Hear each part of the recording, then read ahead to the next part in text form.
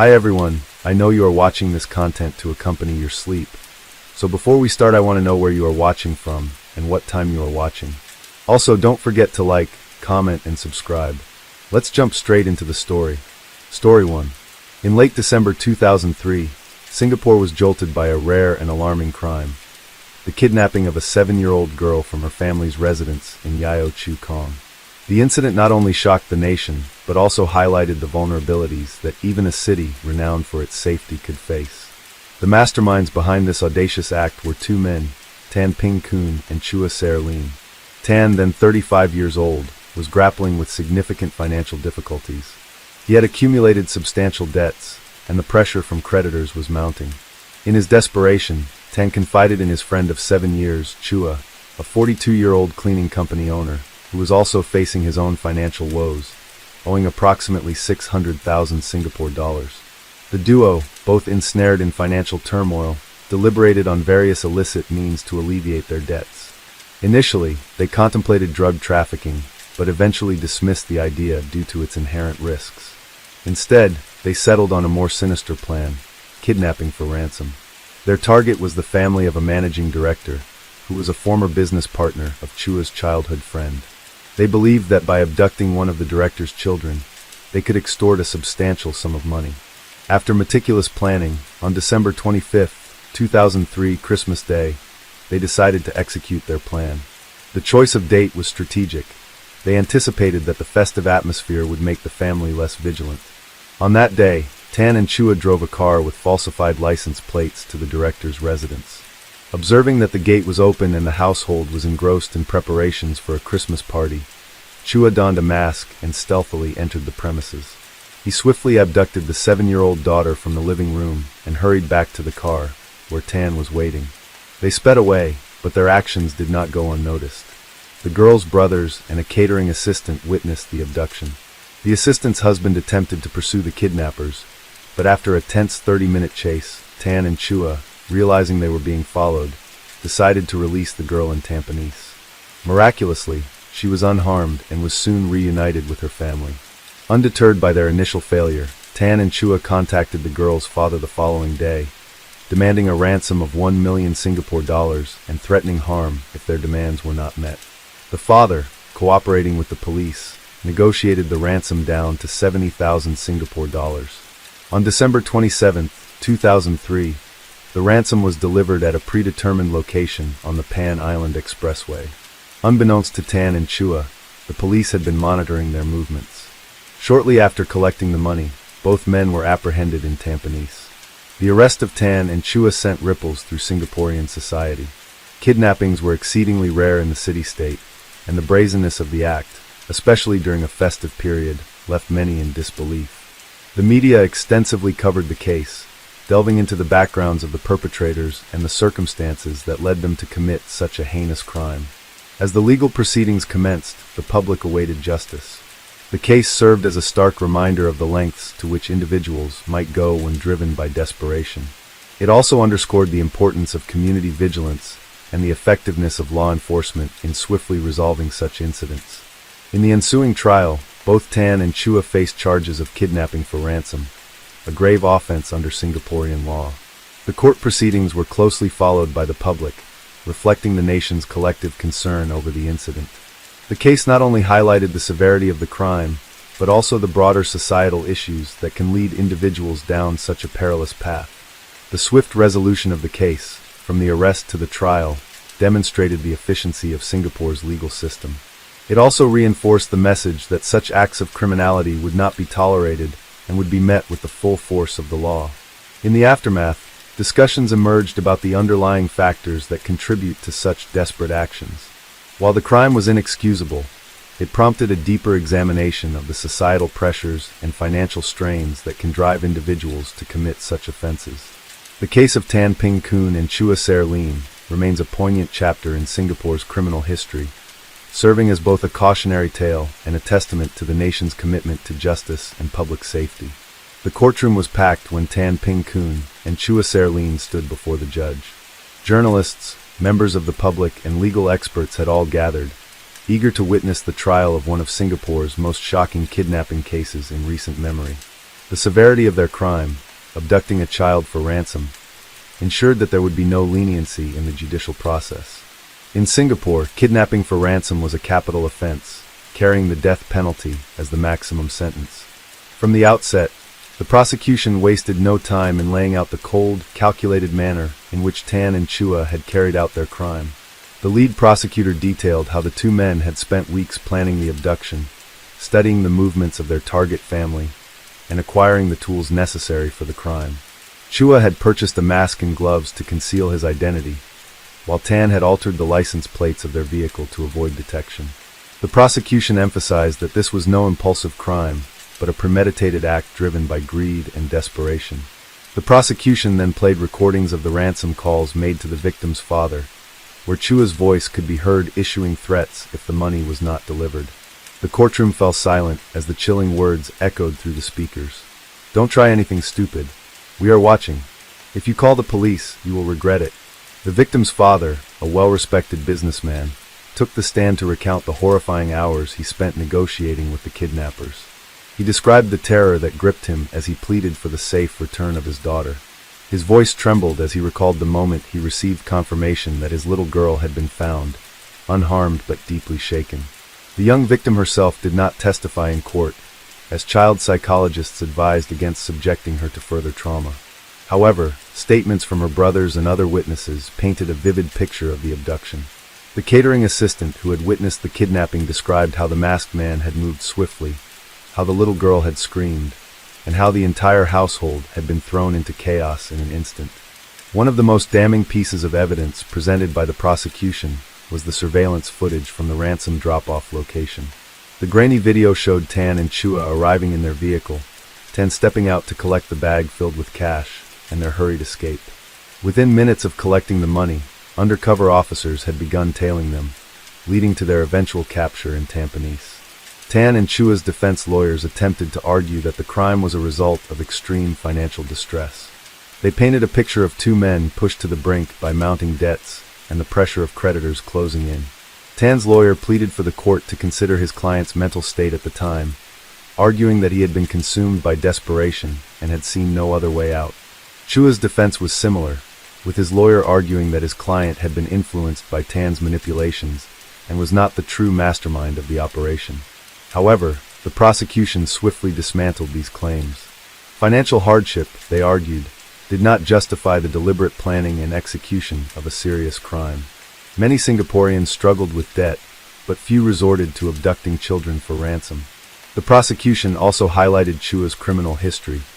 Though not extensive, he had prior run-ins with the law, including charges related to fraud. This, they argued, indicated a pattern of behavior in which Chua was willing to break the law for personal gain.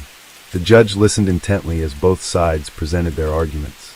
Despite the defense's efforts, it was clear that public sympathy was not on the side of the accused. The media had portrayed them as dangerous criminals, and the evidence against them was overwhelming. Throughout the trial, Tan appeared emotionless, while Chua looked visibly distressed. He occasionally glanced toward his family members seated in the courtroom, his eyes betraying a mix of shame and fear.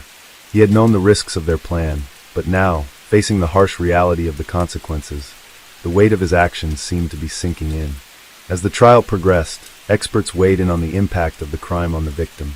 Child psychologists testified about the long-term psychological effects of kidnapping, emphasizing that while the girl had been physically unharmed, the trauma she had experienced could take years to heal. She had suffered from nightmares and severe anxiety in the weeks following the incident, refusing to be left alone and constantly seeking reassurance from her parents. Beyond the personal impact on the victim's family, the case also sent shockwaves throughout Singapore. The nation, known for its low crime rates and strict laws, was unaccustomed to high-profile kidnappings. Parents became more vigilant, schools increased security measures, and public discussions about safety measures became more frequent. The police department received both praise and scrutiny. While they had successfully apprehended the criminals and recovered the ransom money, some questioned whether the authorities should have acted more aggressively to prevent the crime in the first place. The government responded by reassuring the public that Singapore remained one of the safest countries in the world. However, officials also acknowledged that complacency could be dangerous. The case highlighted the need for continued vigilance, both from law enforcement and the public, to prevent similar incidents in the future. Meanwhile, in Changi prison, Tan and Chua awaited their sentencing. They knew the gravity of their crime and the likelihood of severe punishment. Singapore had little tolerance for violent crimes, and the law was clear. Kidnapping for ransom was punishable by death. Despite this, there were murmurs that the court might show some leniency. Some legal experts speculated that the fact that the victim had been released unharmed could work in their favor. Additionally, because their plan had been hastily executed and had ultimately failed, some believed the judge might opt for life imprisonment rather than capital punishment. As the trial neared its conclusion, one question loomed over the courtroom. Would Tan and Chua escape the gallows, or would they become a grim example of Singapore's unwavering stance against crime? The final verdict, set to be announced in the coming days, would determine not only their fate, but also send a message to anyone who might dare to commit such a crime in the future. The courtroom was silent as the judge prepared to deliver his verdict. The case of Tan Ping Koon and Chua Ser Lim had captivated the nation for weeks, with every major news outlet covering the details of the crime, the trial, and the legal arguments presented by both sides. Now, the moment of reckoning had arrived. The judge began by acknowledging the severity of the offense. Kidnapping for ransom was one of the most serious crimes under Singaporean law, punishable by death. The very act of abducting a child, even if no physical harm had come to her, was an offense that instilled fear and disrupted the peace and security of the nation. The crime was not only premeditated, but carried out with clear intent, to extort money from a terrified family under the threat of harm. Tan Ping Koon and Chua Ser Lim stood motionless as the judge continued. He spoke of the trauma inflicted upon the young girl, the fear her family endured, and the reckless disregard the two men had shown for the law. He dismissed the defense's argument that financial distress had driven them to commit the crime, stating that economic hardship did not justify the terror they had inflicted on an innocent child. When the judge finally pronounced the sentence, the courtroom collectively held its breath. Tan and Chua were found guilty of kidnapping for ransom. However, rather than sentencing them to death, the judge opted for life imprisonment with caning, Tan receiving the maximum of 24 strokes, while Chua was sentenced to 20. The decision was a rare one. While Singapore's legal system was known for its harsh stance on serious crimes, there had been instances where judges exercised discretion, particularly when mitigating factors were present. In this case, the fact that the child had been released unharmed, combined with the relatively short duration of the abduction, likely influenced the court's decision. Nonetheless, life imprisonment meant that both men would spend the rest of their days behind bars, a fate that many considered worse than death. As the verdict was read, Chua lowered his head, his shoulders slumping in defeat. Throughout the trial, he had appeared visibly more remorseful than Tan, occasionally exchanging glances with his family members in the courtroom. Now, he seemed to fully grasp the gravity of his punishment. Tan, on the other hand, remained stoic. He did not react, did not flinch, and did not show any visible emotion. Whether it was resignation, defiance, or simply shock was unclear. Outside the courtroom, the public reaction was swift and divided. Some believed that justice had been served, that life imprisonment was a fitting punishment for the crime. Others argued that the men should have received the death penalty to send a stronger message against such acts in the future.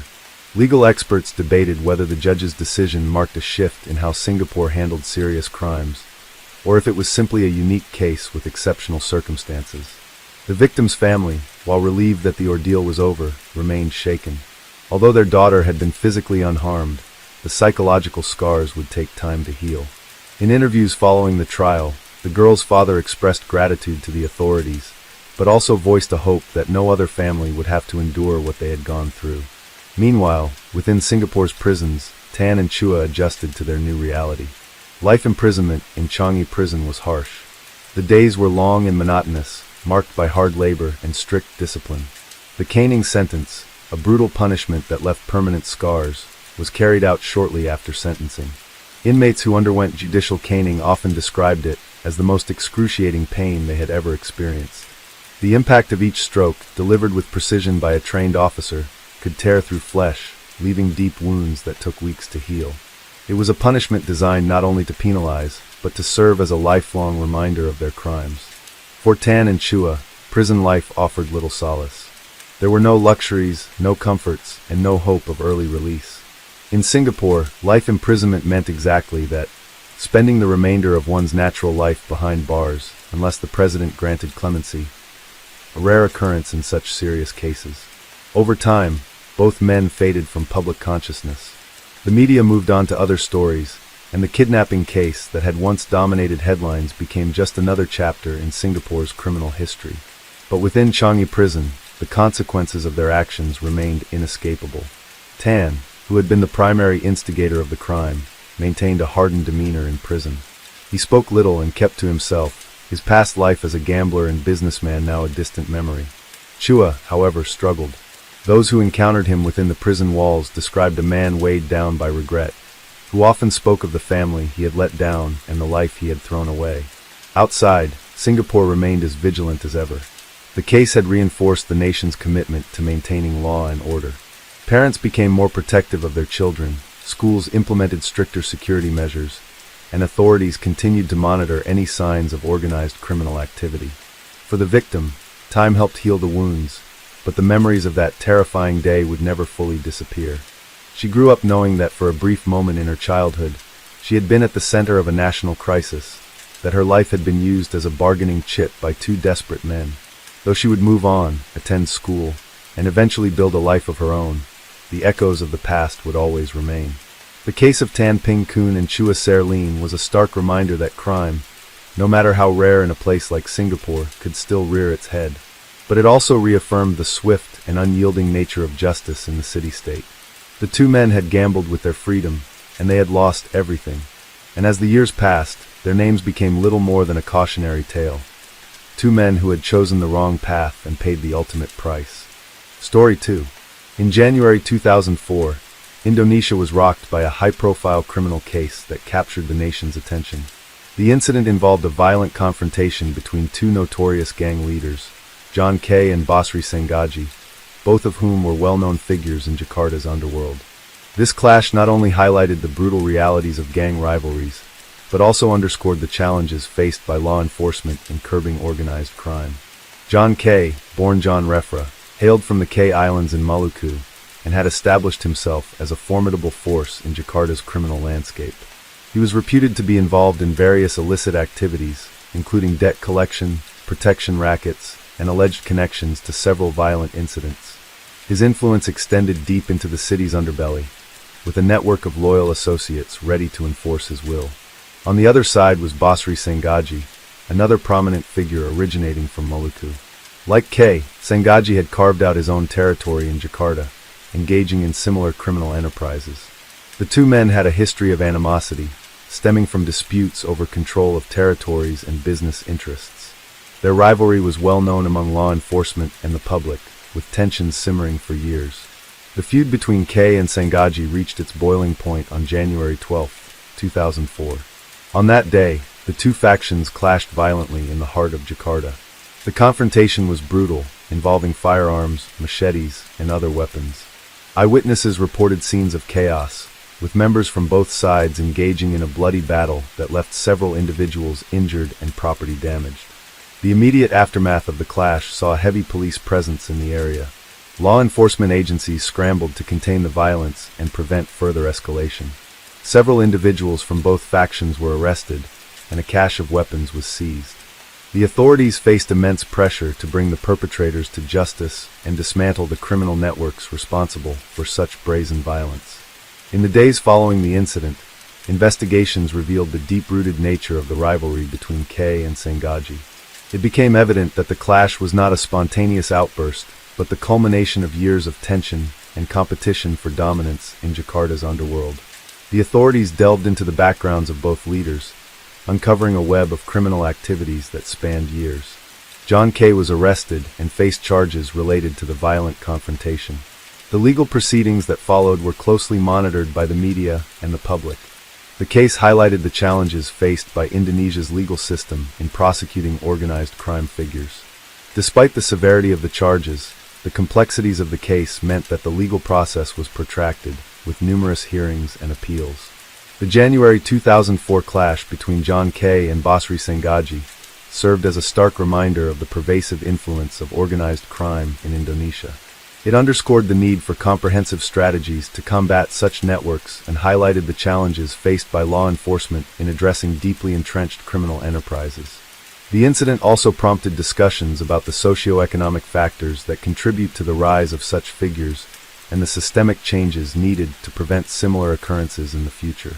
In the years that followed, both John Kay and his associates continued to be subjects of law enforcement scrutiny.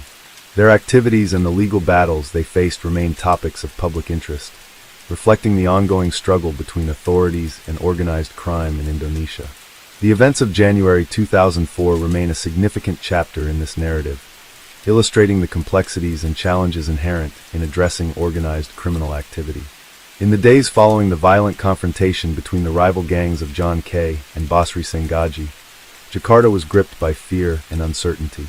The brutality of the clash had left deep scars, not only on those directly involved but also on the city itself. Businesses in the affected areas suffered, as shop owners were hesitant to reopen for fear of retaliation. Families who lived nearby remained indoors, unwilling to risk getting caught in the crossfire of any potential reprisals. Meanwhile, the police, under immense pressure from the public and government officials, intensified their crackdown on the criminal networks that had been flourishing unchecked for years. Authorities wasted no time in rounding up suspected members of both factions. Raids were conducted across Jakarta, targeting known hideouts, warehouses, and properties linked to the gangs. During these operations, law enforcement officers seized an alarming number of illegal firearms, blades, and even documents that hinted at widespread extortion and corruption. The police commissioner, in a tense press conference, vowed to bring those responsible to justice, emphasizing that Jakarta could not afford to be held hostage by criminal organizations. John Kay and Basri Sengaji were immediately identified as the primary instigators of the violence, but capturing them proved to be a challenge. Both men had gone into hiding, using their vast network of allies and sympathizers to evade arrest. For weeks, rumors swirled about their whereabouts. Some claimed Kay had fled to another province, while others speculated that Sengaji had sought refuge in a heavily guarded estate owned by a powerful businessman. Regardless of where they were, one thing was clear: the battle between these two criminal empires was far from over. Investigators began piecing together the events that led to the clash, uncovering a tangled web of betrayals, power struggles, and long-standing vendettas. One of the key factors appeared to be a dispute over lucrative debt-collecting contracts, a business in which both Kay and Sengaji had heavily invested. These contracts, often operating in legal gray areas, involved using intimidation and brute force to recover unpaid debts on behalf of wealthy clients.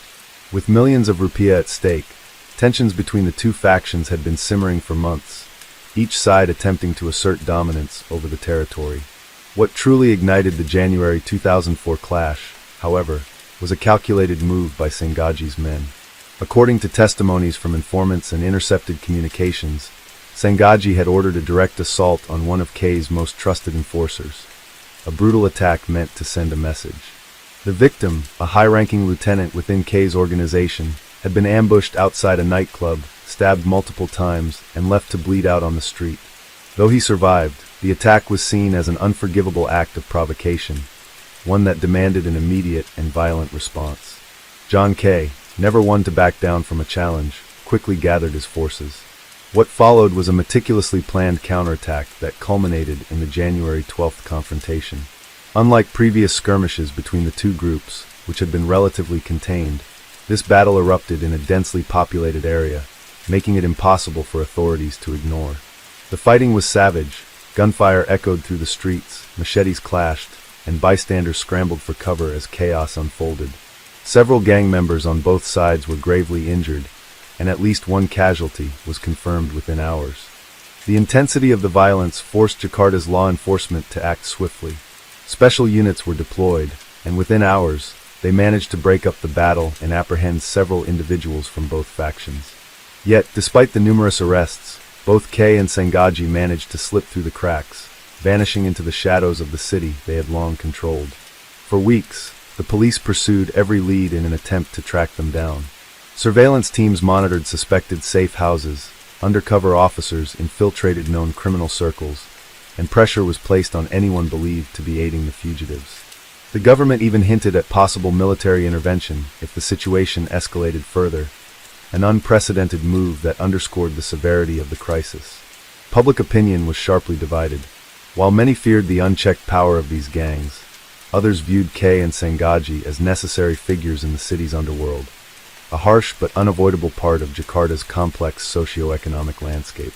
Some even admired them, seeing them as modern-day Robin Hood figures who, despite their violent methods, often provided protection and financial support to their communities. This sentiment made it even more difficult for law enforcement to gather solid information, as many witnesses refused to cooperate out of either loyalty or fear of retaliation. Then, in a surprising turn of events, John Kay was finally captured. Acting on an anonymous tip, police raided a secluded villa on the outskirts of Jakarta where Kay had been hiding. The operation was swift but tense. Kay's men put up resistance, engaging in a brief standoff before ultimately being overwhelmed. When officers entered the villa, they found Kay seated calmly in a leather chair, seemingly unfazed by the situation. As he was let out in handcuffs, the media swarmed the scene, capturing every second of his arrest. He offered no resistance, maintaining a confident expression, as though he knew that this was just another battle in a war that was far from over. Some speculated that he had allowed himself to be caught, knowing that even behind bars, his influence would remain intact. Basri Sengaji, on the other hand, remained elusive. Despite multiple raids and an intensified manhunt, he seemed to have vanished without a trace. Rumors circulated that he had fled the country, while others suggested that he was still within Indonesia, protected by powerful allies. Law enforcement continued their pursuit, but as weeks turned into months, the trail grew colder, leaving many to wonder if he would ever be found. With John Kay in custody, prosecutors began preparing their case. He was charged with multiple offenses, including inciting violence, illegal possession of weapons, and orchestrating organized crime activities. The trial that followed would become one of the most closely watched legal battles in Indonesian history, drawing intense media coverage and public scrutiny. But even as Kay sat in a prison cell awaiting trial, the underworld he had helped build did not crumble. His men remained loyal, and his influence still lingered in Jakarta's dark corners. Without a decisive blow to dismantle his empire, many feared that it was only a matter of time before the cycle of violence resumed.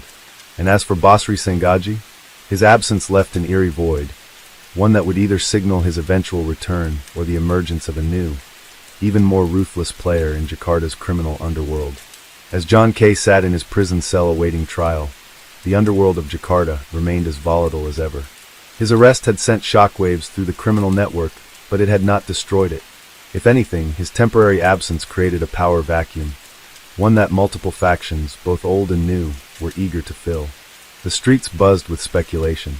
Some believed that Kay's organization would collapse without his direct leadership, while others were certain that his influence was far from over. Those loyal to him continued to operate in the shadows, ensuring that the business of debt collection, extortion, and protection rackets remained uninterrupted. Even behind bars, Kay still had the ability to communicate with his people through a network of trusted intermediaries. Meanwhile, Basri Sengaji remained missing, and his disappearance only added to the uncertainty. For months, police pursued every possible lead, but Sengaji was nowhere to be found. Some believed he had fled to another country under a false identity, aided by his wealthy and well-connected allies. Others whispered that he had been secretly eliminated by his own men, who saw his growing recklessness as a threat to their survival. There were even those who suggested that he was still in Jakarta, lying low and waiting for the perfect moment to strike back. Without a clear leader on either side, a quiet but tense standoff settled over the criminal underworld.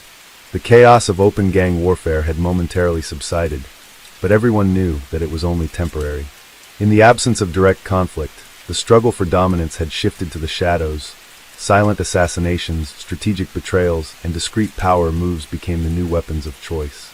Law enforcement, sensing an opportunity to finally dismantle these criminal organizations, increased their efforts.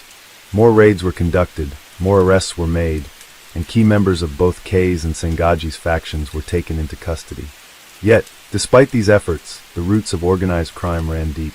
Even those who were arrested often found ways to evade harsh punishment, using money, influence, or sheer intimidation to bend the system in their favor. John Kay's trial became a spectacle unlike any other. The media covered every detail, turning him into an almost mythical figure, either a feared criminal mastermind or a misunderstood anti-hero. depending on which news outlet you followed. Public opinion was sharply divided. Some saw him as a ruthless enforcer who had ruled Jakarta's underworld with an iron fist, while others believed he was merely a product of a broken system, one in which corruption and violence were the only means of survival. The courtroom was packed each day, with reporters, family members, and curious onlookers all eager to witness the proceedings. The prosecution presented a mountain of evidence against K, linking him to violent crimes, illegal weapons possession, and orchestrated acts of terror. Witnesses were brought in, some reluctantly, fearing retaliation, but many refused to testify altogether, either out of loyalty or sheer terror. The defense, on the other hand, painted a different picture. They argued that John K. was being made a scapegoat, a symbol of law enforcement's desperation to appear in control. They questioned the validity of certain testimonies, pointing out inconsistencies in the prosecution's case. They even suggested that the true orchestrators of Jakarta's violence remained at large, protected by powerful figures who had long evaded justice. Despite the intense legal battle, the outcome was inevitable. With overwhelming evidence stacked against him, John K. was found guilty on multiple charges. The judge handed down a lengthy prison sentence, ensuring that he would remain behind bars for many years to come. But even as the verdict was read, there was no celebration, no sense of finality. Everyone in the courtroom knew that K's imprisonment did not mean the end of the war. It simply meant that the battle lines had shifted. In the days following his sentencing, Jakarta's criminal landscape began to evolve once more. New leaders emerged, eager to claim the territories left vulnerable in K's absence. Some of his closest allies tried to maintain control, but without his direct command, fractures began to appear. Disputes broke out over territory, alliances shifted, and betrayals became commonplace. Meanwhile, whispers of Basri Sengaji's return began to circulate. Some claimed to have seen him in secluded meetings, while others insisted he was merely a ghost, a cautionary tale for those who sought power without understanding its consequences. His absence, whether real or orchestrated, had created a lingering uncertainty that no one could ignore. For the people of Jakarta, life went on, but an unspoken truth remained. The city had always been ruled by shadows, and no matter how many arrests were made, how many trials were held, or how many figures were locked away, those shadows would never truly disappear. The story of John K. and Basri Sengaji was not just about two men. It was about the intricate, inescapable dance between power and violence, between law and corruption. It was a story that had played out countless times before, and would continue to do so long after they were gone. And as the years passed, one question remained unanswered. Had the war really ended, or was it merely waiting for its next chapter to begin? Story 3. In January 2004, Indonesia was shaken by a high-profile criminal case that drew significant public attention. The case involved the murder of Bodiharto Ingsono, the president-director of PT Asaba, a prominent office equipment company. The incident not only highlighted the vulnerabilities of business executives, but also underscored the complexities of criminal investigations in the country. Bodiharto Ingsono was a well-respected figure in the business community, known for his leadership and contributions to the industry. His untimely death sent shockwaves through corporate circles and raised concerns about the safety of high-profile individuals in Indonesia. The murder occurred under circumstances that were both shocking and mysterious. Initial reports indicated that Ingsono had been the victim of a targeted attack, leading to widespread speculation about the motives behind the crime. Was it a case of business rivalry, a personal vendetta, or something else entirely? These questions loomed large as the investigation commenced. Law enforcement agencies faced immense pressure to solve the case promptly. The media closely followed every development, and the public demanded justice for the slain executive. Investigators worked tirelessly, sifting through evidence, interviewing potential witnesses, and exploring various leads to piece together the puzzle surrounding Ingsono's death. As the investigation progressed, several individuals were identified as persons of interest. The authorities scrutinized Ingsono's professional and personal relationships, looking for any clues that might shed light on the motive and the perpetrator. The complexity of the case required a meticulous approach, as investigators had to navigate through layers of potential suspects and motives. In late January 2004, the case reached a pivotal moment when the primary suspect was brought to trial. The courtroom was packed with journalists, legal experts, and members of the public, all eager to witness the proceedings. The trial was expected to provide answers to the many questions that had arisen since the murder and to deliver justice for Bodihardo Sono. The prosecution presented a case built on a combination of forensic evidence, witness testimonies, and circumstantial evidence. They aimed to establish a clear link between the defendant and the crime, detailing the events leading up to the murder and the alleged motive behind it. The defense, on the other hand, sought to cast doubt on the prosecution's narrative, challenging the credibility of the evidence and presenting alternative explanations. As the trial unfolded, it became evident that the case was more intricate than initially perceived. New revelations emerged, adding layers of complexity to the narrative. The legal teams engaged in rigorous debates, each striving to sway the jury in their favor. The public followed the trial with keen interest, as it highlighted broader issues related to crime, justice, and security in Indonesia. The trial's outcome was eagerly anticipated, with many hoping it would bring closure to a case that had captivated the nation. Regardless of the verdict, the case of Bodihardo Sono's murder in January 2004 remains a significant chapter in Indonesia's legal history, reflecting the challenges and intricacies inherent in the pursuit of justice. The courtroom was silent as the prosecution began laying out the intricate details of the case. The lead prosecutor, a sharp-witted and methodical attorney, wasted no time in presenting the forensic evidence that tied the suspect to the murder of Bodihardo Sono.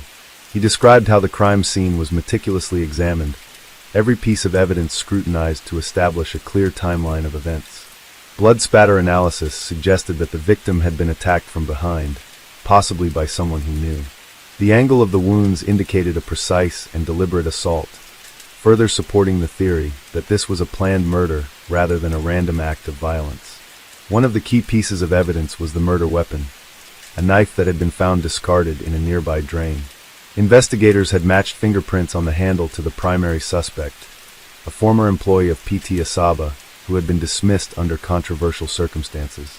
This individual, identified as Andika Pradipta, had worked under Sono for nearly a decade before being fired due to allegations of financial misconduct.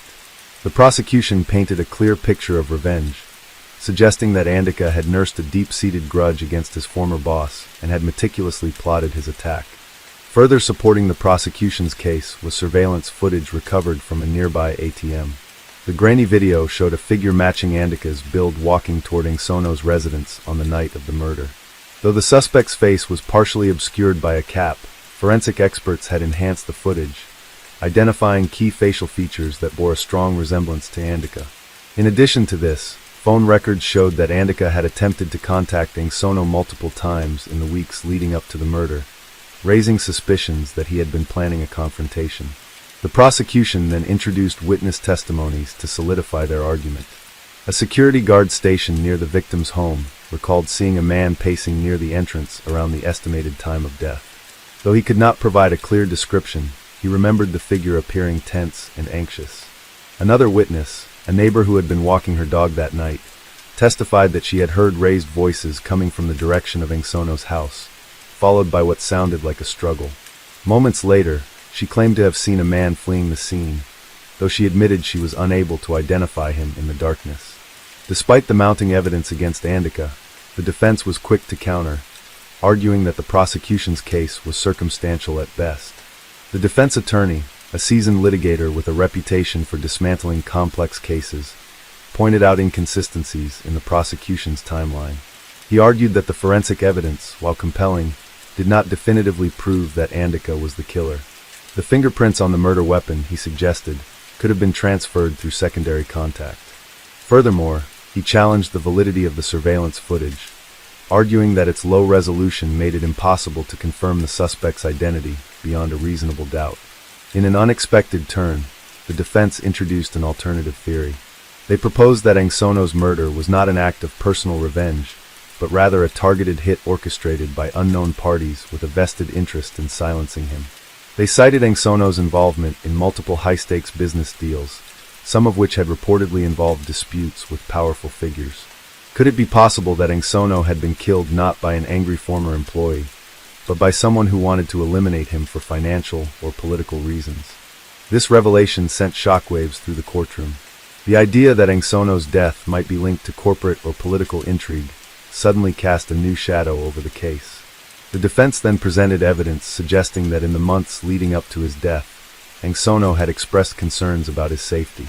Close associates testified that he had confided in them about receiving anonymous threats, though he had never disclosed their source.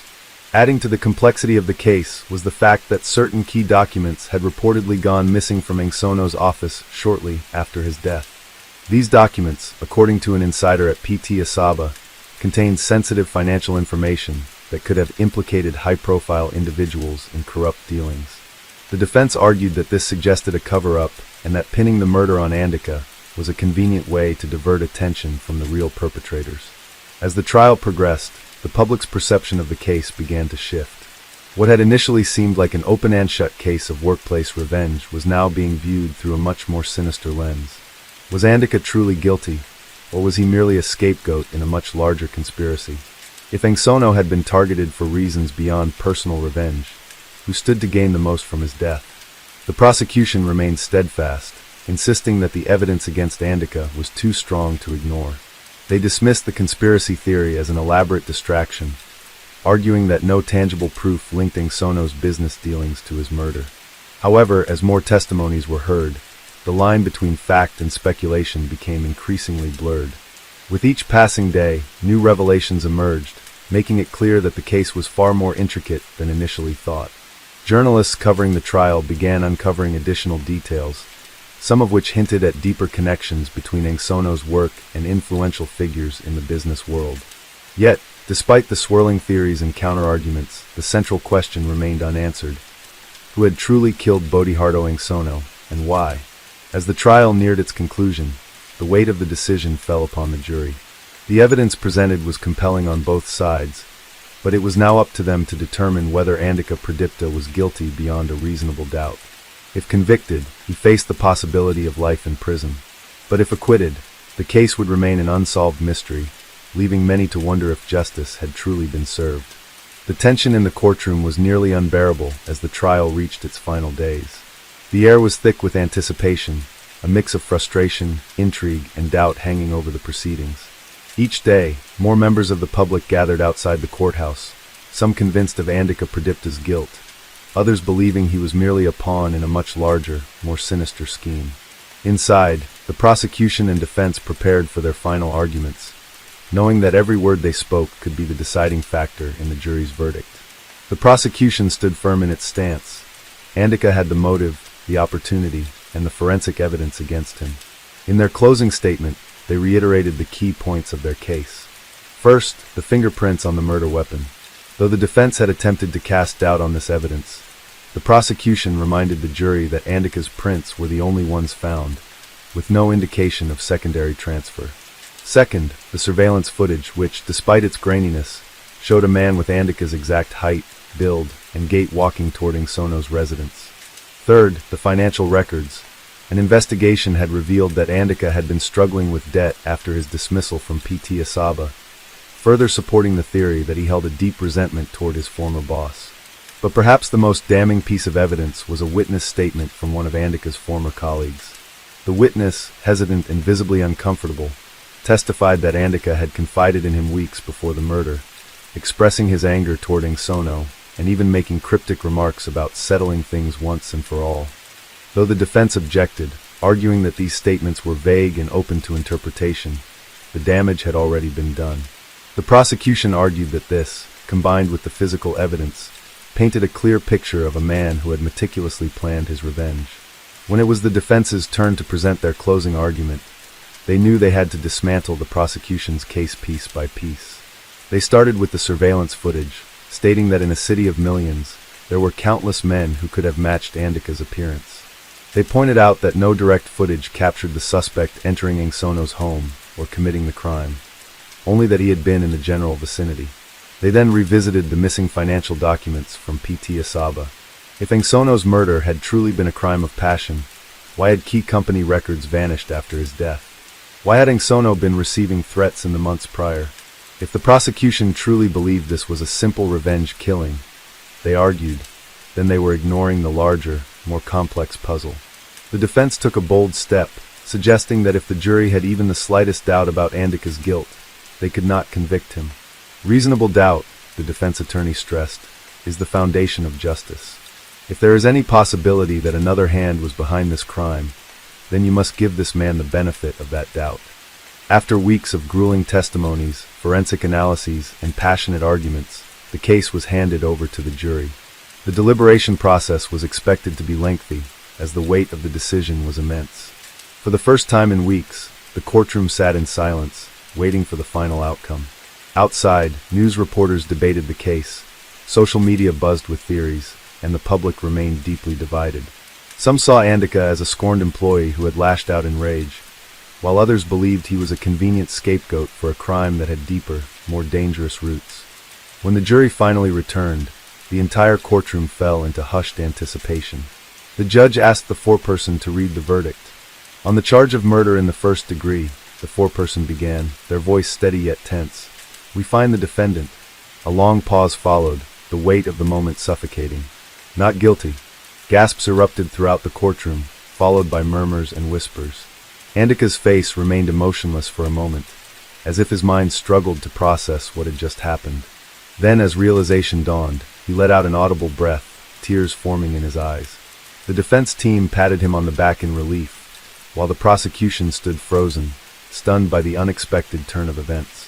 The judge banged the gavel, calling for order as some members of the public voiced their outrage while others cheered.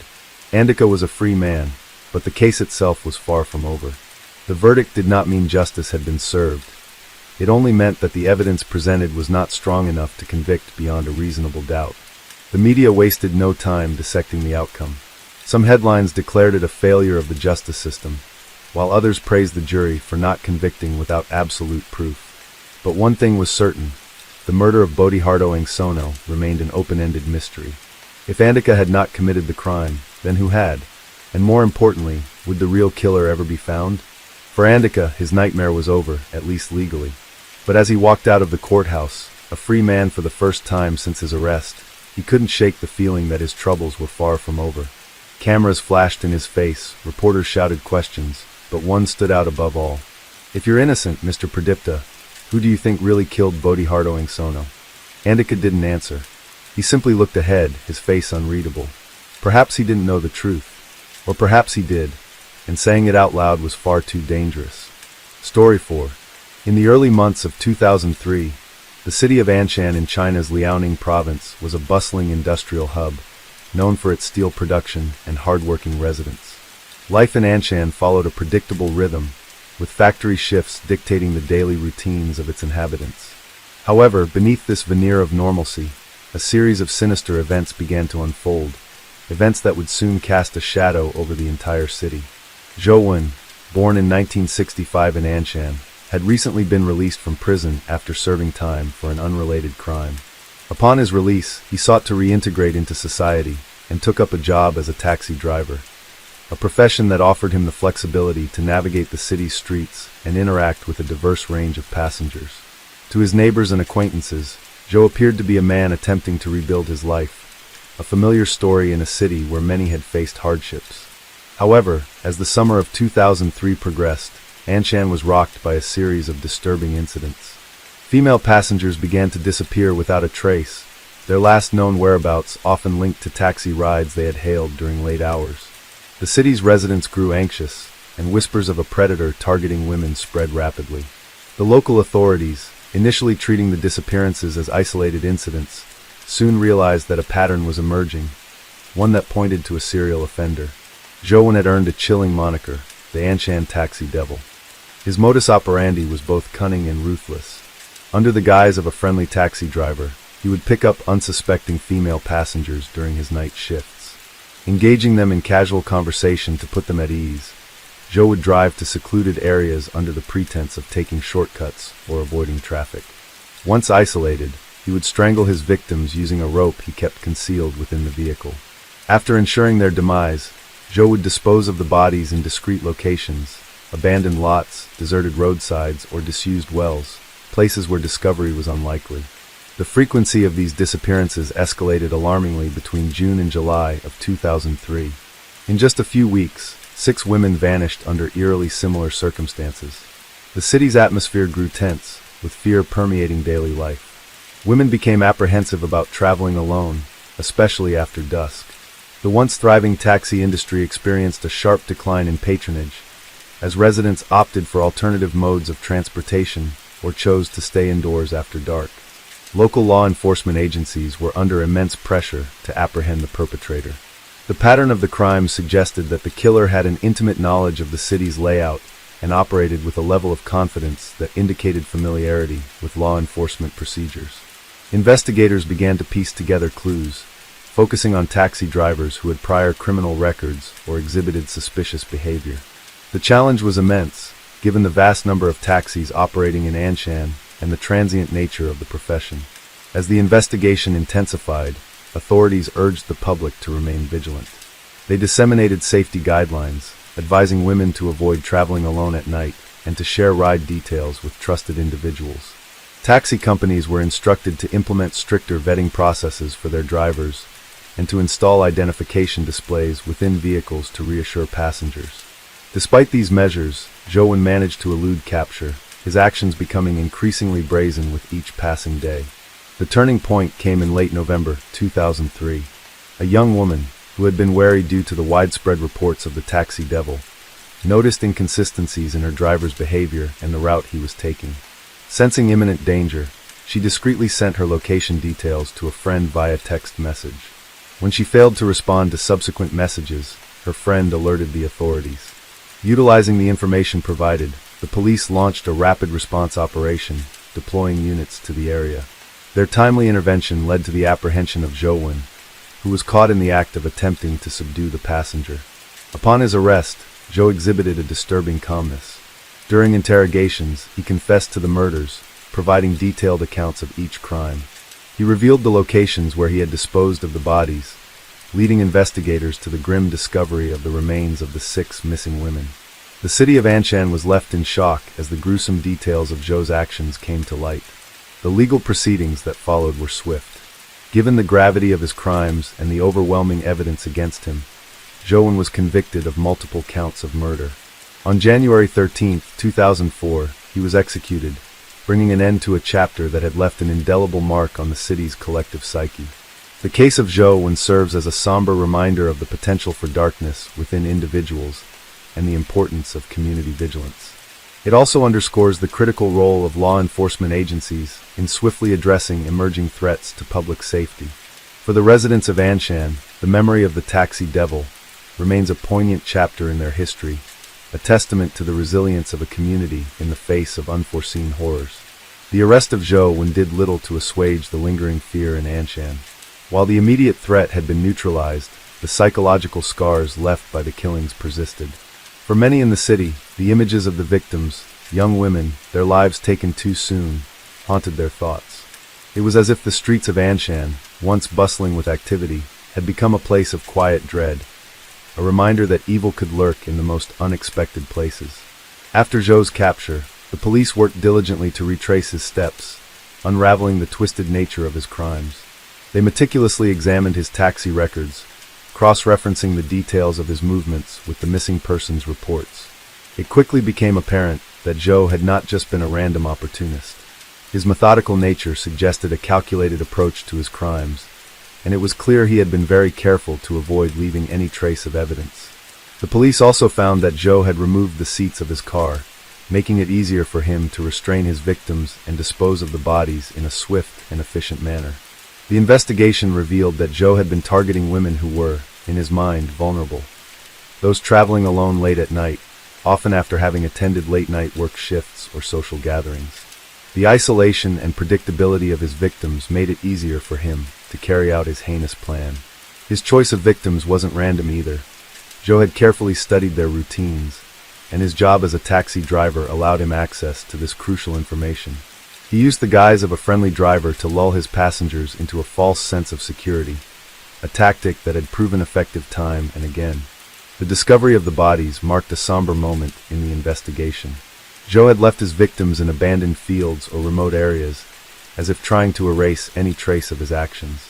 It was only after his confession that the full scale of his depravity became clear.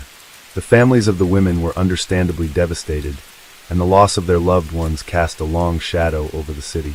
Grief turned to anger, and residents were eager for justice to be served. The thought that such a predator had been operating right under their noses, his very profession offering him the perfect cover, left many feeling betrayed by their own sense of security. The public response to Zhou's capture and trial was intense. Media outlets from across China descended upon Anshan, eager to report every detail of the case. The trial itself, held in early January 2004, was a spectacle of national interest. There were discussions about how such a man could have slipped through the cracks for so long, and debates on whether the city's infrastructure, from the police force to the taxi industry, had done enough to protect its citizens. The victims' families were in the spotlight as well, and their calls for justice echoed throughout the courtroom. During the trial, Zhou appeared unrepentant. Despite the overwhelming evidence and the pain he had caused, he remained cold and detached. His demeanor was chilling, almost as though he viewed the entire process as an inconvenient formality. His defense attorneys tried to argue that Zhou's actions were the result of a troubled upbringing and psychological issues, but the prosecution quickly dismantled this claim, focusing instead on the brutality and premeditated nature of the murders. The evidence was indisputable. Zhou had planned each abduction with a level of precision that left little room for doubt about his intent. The trial was a culmination of months of investigation and fear, and the final verdict would bring closure to a chapter in Anshan's history that no one would soon forget. As the day of the sentencing approached, anticipation hung heavy in the air. Zhou's fate seemed sealed. His crimes were too severe, his actions too calculated for leniency. In the weeks leading up to his execution, discussions about the death penalty were rampant. For many, it seemed the only fitting punishment for such a heinous act. Zhou's execution, carried out in mid-January 2004, was a grim and final statement from the state that it would not tolerate such barbarity. As he was led to the execution chamber, Zhou showed no emotion. Some in the crowd speculated that he was either too detached to care, or that he had simply come to terms with the inevitability of his fate. Others wondered if, in the final moments of his life, he might have experienced even a fraction of the fear and helplessness that his victims had endured.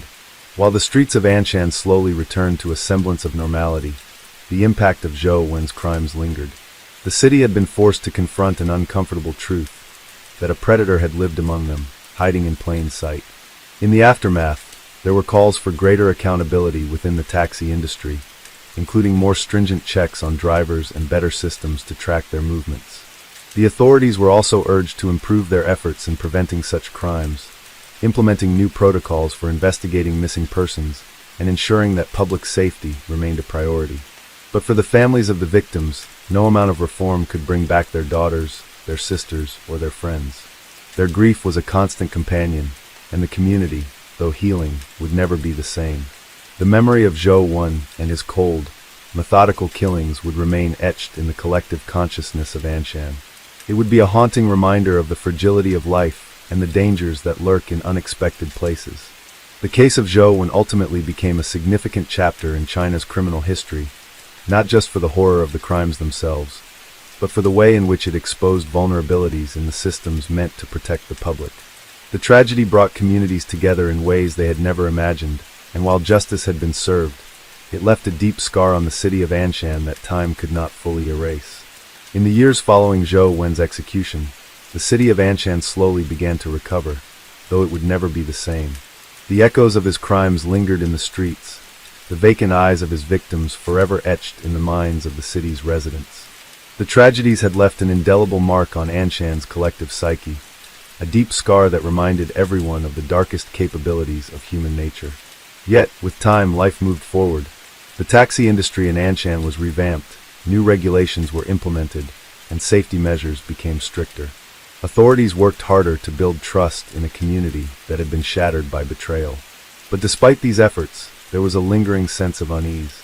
The knowledge that someone like Zhou Wen had existed among them, hiding in plain sight, had made everyone more cautious, more aware of the risks that might lie behind the familiar. For Zhou Wen's victims' families, healing was a slow and painful process. They found themselves trapped in a cycle of grief and longing, the deep wound of loss never fully closed. They spoke of their daughters with love and sadness, recounting their memories with a mixture of joy and sorrow, forever haunted by the lives that had been cut short. They spoke about their hope that their loved ones would never be forgotten, that their stories would serve as a reminder to the community of the importance of safety, vigilance, and care. While the case was closed in the eyes of the law, for the families, the loss was ongoing, a personal devastation that no verdict could heal. Over the years, Anshan saw changes, though it took time. The once bustling streets now carried an undertone of caution as people thought twice before getting into a taxi, particularly when traveling alone at night. The community, scarred by the events of the summer of 2003, became closer-knit, protective of one another. There was a collective effort to look out for each other, to not allow the darkness to cloud their way of life. It was as though the city had become a little quieter, a little more somber, and in its quietness, there was an almost tangible sense of shared loss. The police force, once under intense scrutiny for its inability to prevent the murders, began to reform. More resources were allocated to criminal investigations, and the public's trust in law enforcement began to recover. There were no more reports of taxi drivers being the perpetrators of heinous acts, and many in the city came to see the reforms as necessary, if painful, steps toward preventing a tragedy like Zhou Wen's from ever happening again. But the scars left by Zhou's actions weren't just on the families of his victims, they were on the very fabric of Anshan itself. For the police officers who had investigated the case, the memories of late nights spent combing through evidence, following every lead, and eventually confronting the horror of Zhou Wen's confession, were not ones that would fade quickly. They too carried the burden of those lost lives, the weight of the city's collective grief resting on their shoulders. In the years following the trial, Zhou Wen's name became a chilling reminder of the capacity for evil that could lie beneath a seemingly ordinary exterior. His past, his troubled childhood, and his time spent in prison became topics of discussion among criminologists, psychologists, and the public alike. Many wondered how such a man could turn into a monster, how the good-natured facade of a taxi driver could mask such a horrific reality. His case was used in criminology textbooks as a cautionary tale about the importance of understanding the psychological profiles of criminals and the need for vigilance in every corner of society. Despite his execution, Zhou Wen's legacy was far from over. As Anshan's residents continued to rebuild their lives, his crimes remained a painful chapter in the city's history. For years after the incident, the fear that gripped the city during the summer of 2003 would resurface during times of uncertainty, and whispers of the taxi devil would still make their way through the streets, especially at night. Parents would warn their children to never take a taxi alone, to always stay in groups or take public transport. In a strange and tragic way, Zhou Wen's crimes became a part of the city's collective memory. Anshan would always remember the fear it had endured, the uncertainty, and the immense grief that followed in the wake of his actions. But it also remembered the strength of its community, its resilience in the face of horror, and the determined efforts to rebuild and move forward. While the city had been rocked to its core, it had not broken. It had become a place where people held their loved ones a little closer, where every taxi ride was no longer a simple journey, but a reminder of the importance of vigilance and trust. And so the case of Zhou Wen became more than just the story of a killer. It became the story of a community that learned to live with its trauma, to rebuild its sense of security, and to never forget the lives lost in the most brutal of ways. Anshan may have healed, but the memory of the taxi devil and the 6 lives he destroyed would never truly fade. It would remain in the heart of the city, a haunting but necessary reminder that safety is fragile, and that sometimes, even the most ordinary faces can conceal the darkest of hearts. Story 5. In January 2004, a significant legal battle unfolded in the United States that would have lasting consequences for the nation's approach to tribal sovereignty and criminal law. The case of United States versus Lara became a defining moment in the ongoing struggle between federal and tribal jurisdictions. Billy Joe Lara, a member of the Spirit Lake Sioux tribe, found himself at the center of a legal dispute after being charged with assaulting a federal officer on the Spirit Lake Indian Reservation in North Dakota. The reservation, like many others, operates under both tribal and federal legal systems, leading to the complex issues that would soon arise in court. Before the federal charges were brought against him, Lara had already been prosecuted by the tribe for the same incident, pleading guilty to the charges. However, he later contested the federal prosecution, claiming that it violated the double jeopardy clause of the Fifth Amendment, which prohibits an individual from being tried twice for the same offense. Lara's defense argued that because the tribe had already handled the case, the federal government should not have been allowed to prosecute him again for the same crime. The crux of the case was a legal principle known as the dual sovereignty doctrine. This doctrine holds that different sovereigns, such as federal and tribal governments, have the right to prosecute individuals for the same offense without violating the constitutional protection against double jeopardy. The question before the U.S. Supreme Court was whether this doctrine applied in Lara's case, allowing the federal government to pursue its own charges after the tribe had already taken action. In a narrow 5-4 decision, the Supreme Court ruled in favor of the federal prosecution, determining that it did not violate the double jeopardy clause. Justice Stephen Breyer, writing for the majority, argued that the United States and the Spirit Lake Sioux tribe are distinct sovereign entities. Therefore, the tribe had the authority to prosecute Lara, and the federal government, as another sovereign, was equally entitled to pursue its own case. Breyer emphasized that the tribe's sovereignty, which is recognized by Congress, provided the foundation for its jurisdiction over crimes committed within its territory, even if those crimes could also be prosecuted under federal law. This decision was important because it reinforced the principle of tribal sovereignty and clarified the relationship between federal and tribal legal systems. It established that tribes could prosecute non-member Indians, such as Lara, for crimes occurring within their jurisdictions. The ruling also bolstered the dual sovereignty doctrine, which permits separate prosecutions by different sovereigns for the same act without violating the protection against double jeopardy. While the decision was celebrated by those advocating for stronger tribal governance, it raised significant concerns for others. Critics feared that it could lead to a rise in prosecutions of Native Americans under both tribal and federal laws, potentially resulting in more severe punishments and inconsistent sentencing. There were also worries about the fairness of trials conducted under tribal justice systems, which might differ from the standards applied in federal courts. These concerns sparked debates about the need for reform in the way Native Americans are treated within the legal system, and whether their rights would be adequately protected in this new legal landscape.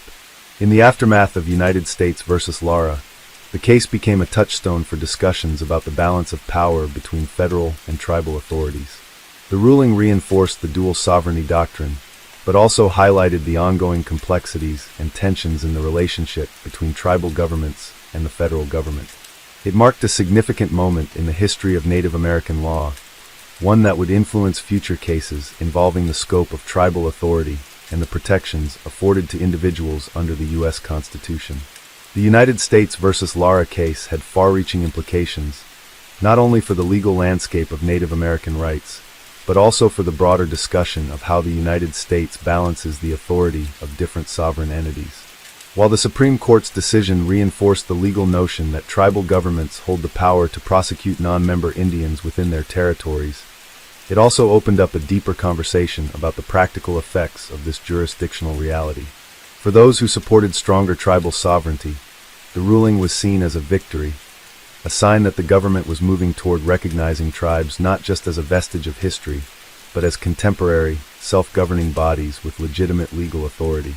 The decision confirmed that tribes, in line with the federal government, could independently prosecute crimes without encroaching on each other's jurisdiction, strengthening their role in maintaining law and order within their communities.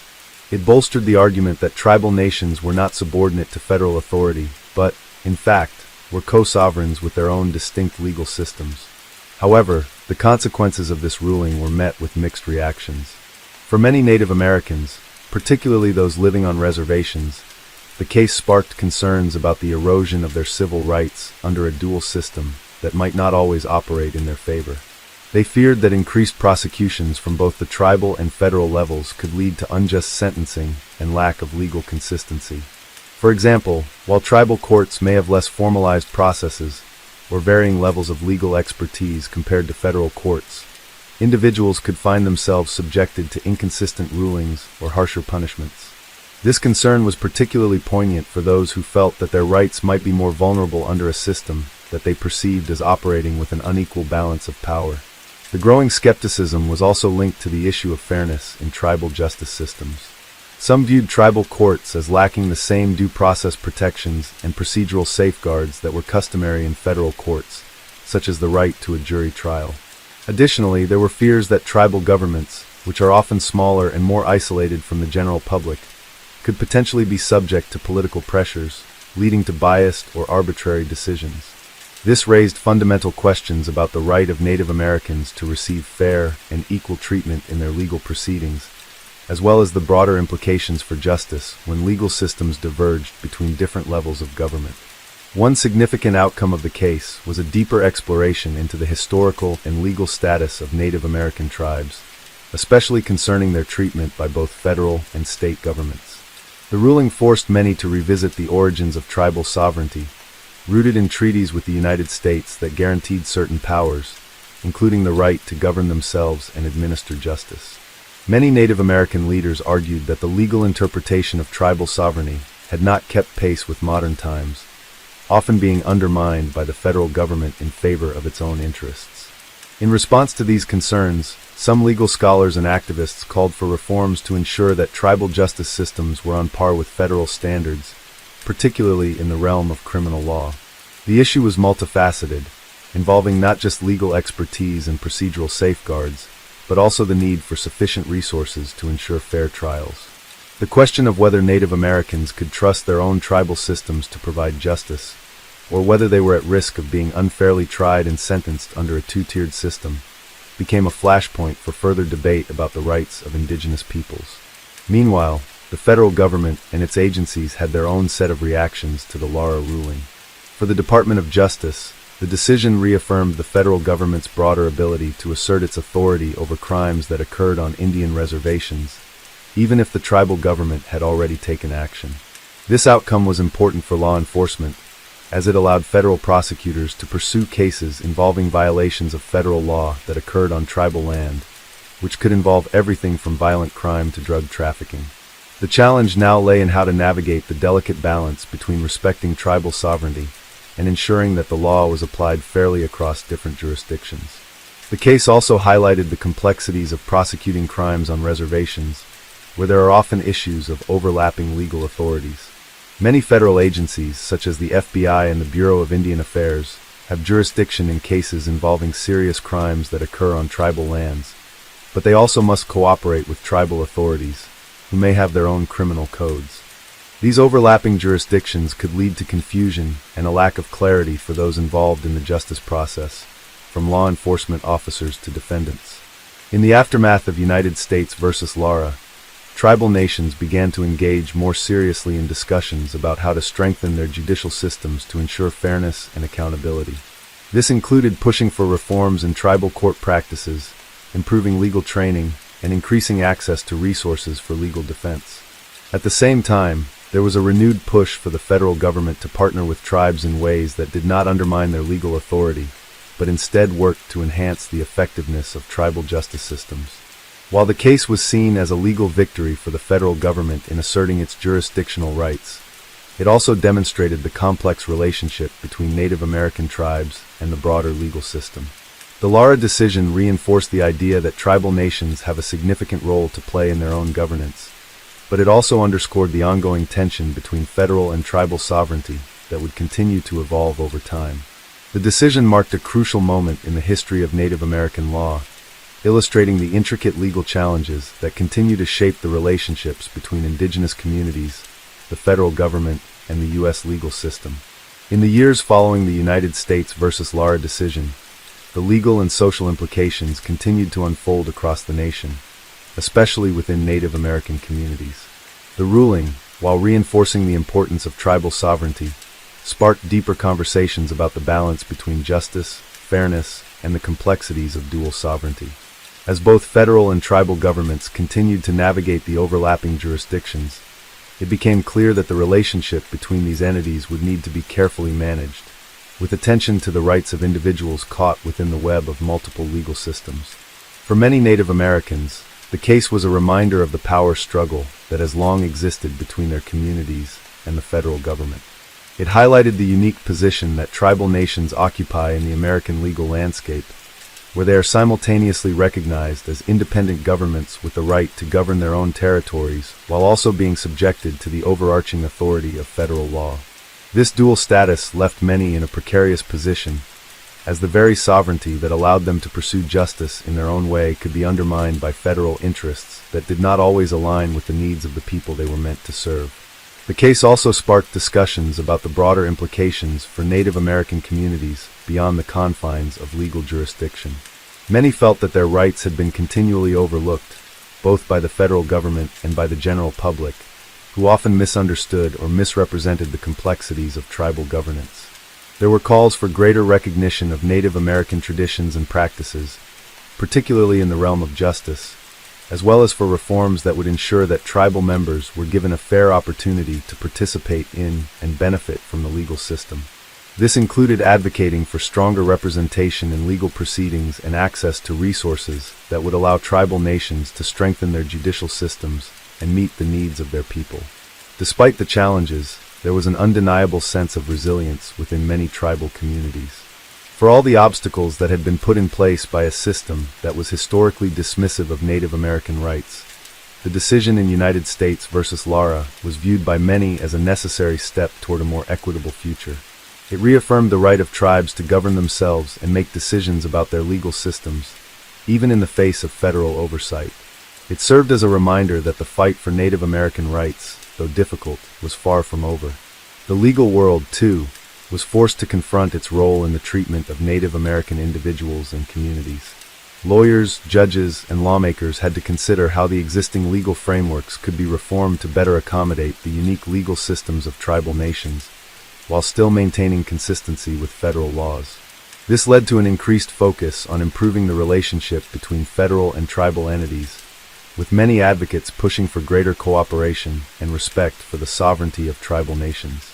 At the same time, the public conversation around United States versus Lara extended beyond the realm of legal professionals and Native American leaders. It became part of a broader dialogue about the justice system's treatment of indigenous peoples in the United States, sparking interest among academics, social activists, and the general public in issues of racial inequality, the rights of marginalized communities, and the ability of legal systems to adapt to the needs of those it serves.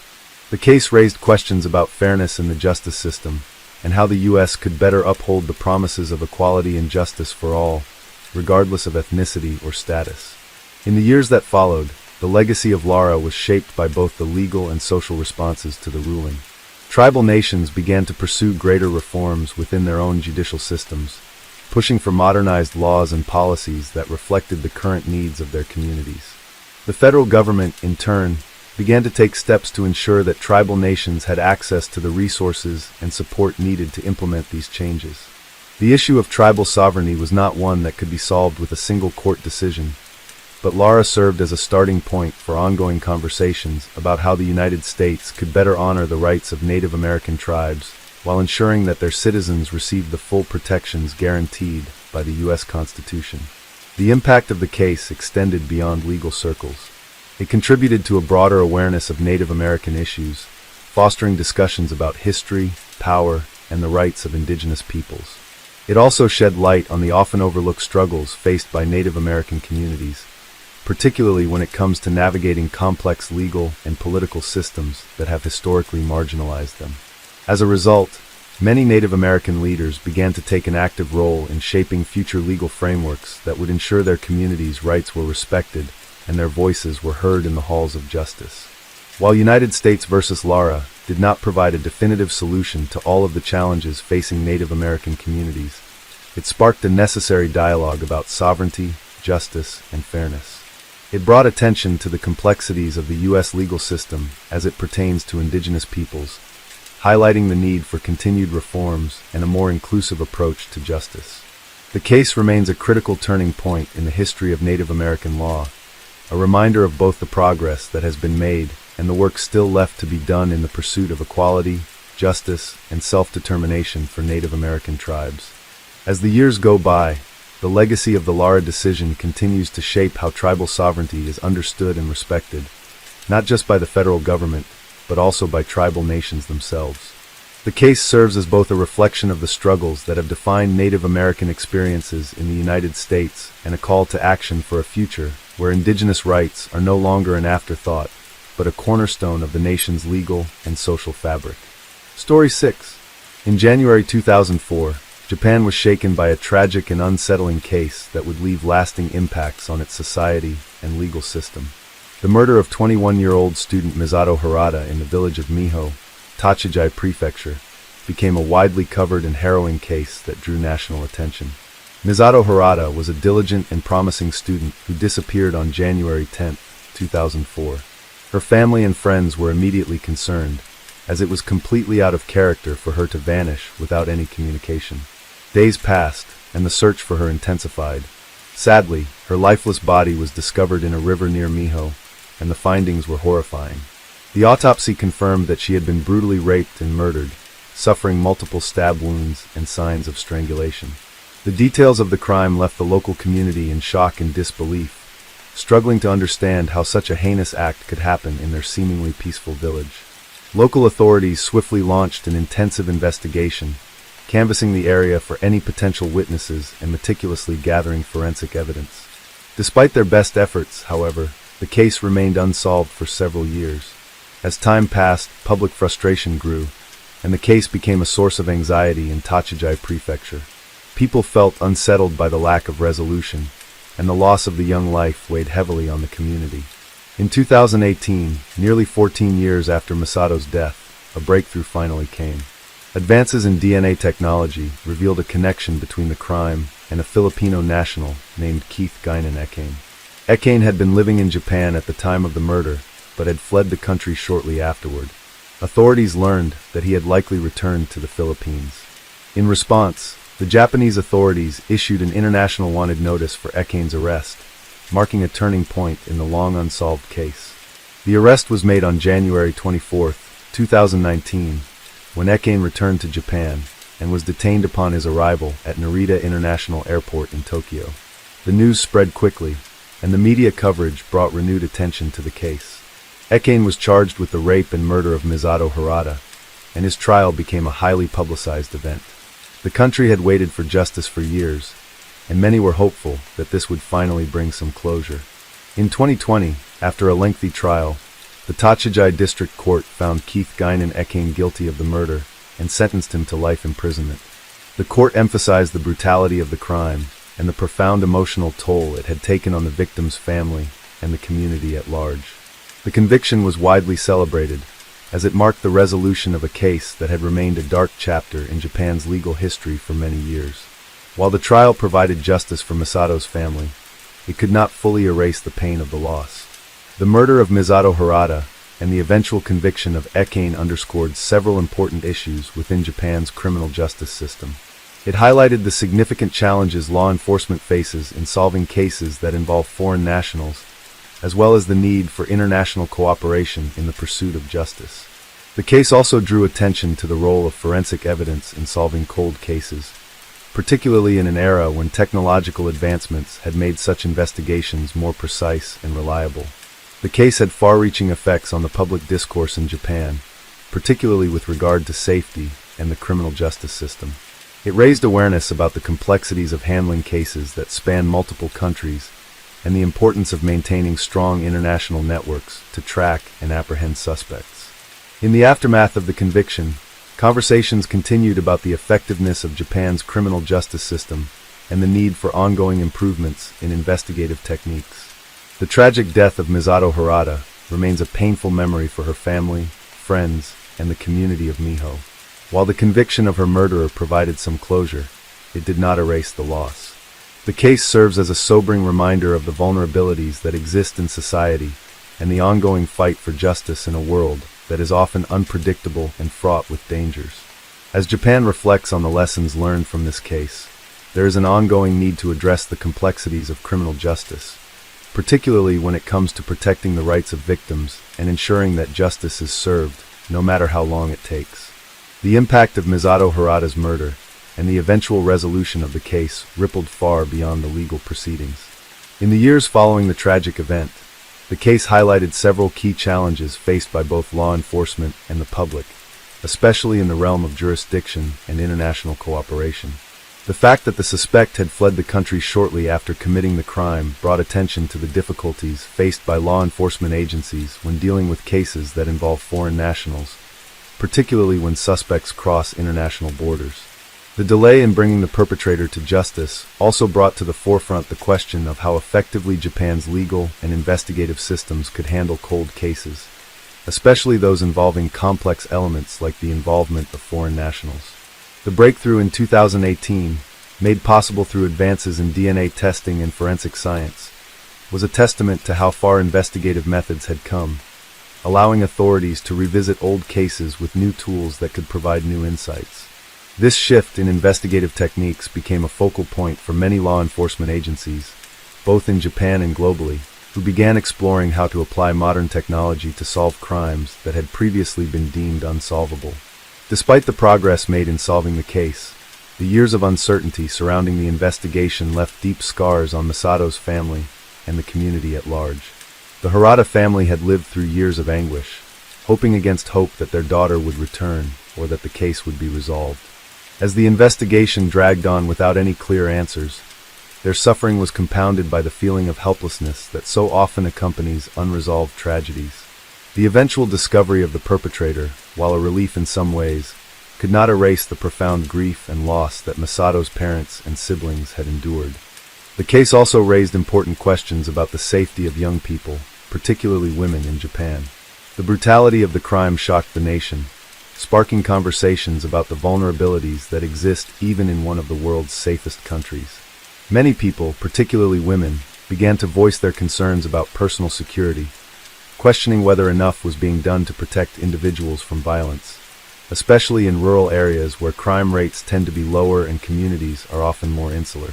This feeling of insecurity was compounded by the fact that the suspect had been able to flee the country without detection for years, further intensifying public concerns about the ability of law enforcement to swiftly bring criminals to justice.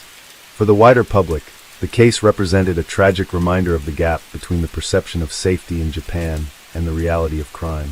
While Japan is often lauded for its low crime rates and high levels of safety, the murder of Misato Harada demonstrated that no place is completely immune to violence. The case served as a wake-up call for many, urging citizens to reflect on the ways in which crime, particularly violent crime, could affect anyone, anywhere, and at any time.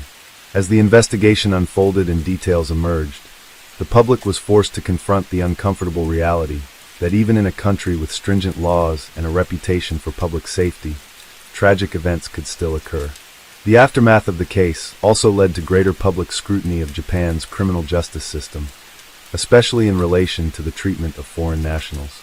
The fugitive status of the suspect highlighted the complex dynamics of extradition laws and the challenges of enforcing justice on an international scale. The Japanese government, in conjunction with international authorities, was forced to address the gaps in cooperation between countries when it came to tracking down suspects and ensuring they faced trial for their crimes. Although Japan had a relatively strong system of legal cooperation with other nations, the case underscored the need for even more robust international collaboration in criminal investigations, particularly when suspects had fled the country. In the years that followed the conviction of Keith Guinan Ekane, discussions about the treatment of foreign nationals in Japan's legal system gained momentum. The case became part of the broader conversation about the rights of foreigners living in Japan and the legal protections they were afforded. Human rights organizations and legal experts began advocating for reforms that would ensure fair treatment for all individuals, regardless of nationality, while also preserving the safety and well-being of Japanese citizens. These discussions focused on how Japan could balance the need for security with respect for the rights of those living within its borders. Simultaneously, the case drew attention to the increasing role of technology in solving crimes. The use of DNA evidence and forensic science in the investigation and eventual conviction of Ekane became a point of pride for law enforcement. It served as a reminder of how advances in technology had revolutionized criminal investigations and led to breakthroughs in cases that were once considered cold. DNA profiling, in particular, proved to be an invaluable tool in linking Ekane to the crime scene and ultimately securing his conviction. This technological shift also sparked a broader conversation about how Japan could continue to evolve its forensic capabilities to ensure that future crimes could be solved with the same level of precision and efficiency.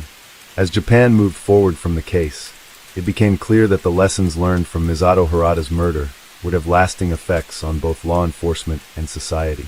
The case served as a reminder of the need for constant vigilance and the importance of investing in advanced forensic technologies.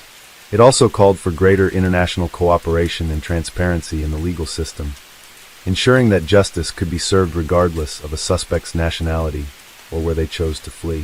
For the Harada family, while the conviction of the man responsible for their daughter's death could never fully heal the wounds, it provided a sense of closure and allowed them to begin the long, painful process of healing.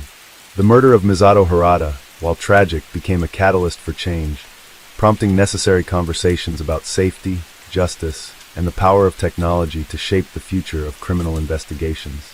It forced Japan to confront its vulnerabilities and reassess how to ensure the protection of its citizens in an increasingly interconnected and complex world. The lessons learned from this case would resonate for years to come, reminding the nation that justice is not always swift, but that with persistence, dedication, and the help of modern technology, even the most difficult cases could eventually be solved. As the case of Misato Harada's murder concluded with the conviction of Keith Guinan Ekane, it was clear that the impact of the crime would linger for years to come, not just in the Harada family but throughout Japan. The murder had shaken the collective consciousness of the country, and the subsequent legal proceedings sparked deep conversations about justice, security, and the nation's evolving relationship with crime. For Misato's family, the trial and conviction marked a bittersweet resolution. While they had waited years for justice, no verdict could undo the loss they had suffered. The pain of losing a daughter, a sister, was not something that could be eased by legal outcomes. The Harada family, however, chose to honor Misato's memory by speaking out about the need for better protection of women and the importance of pursuing justice no matter how long it took.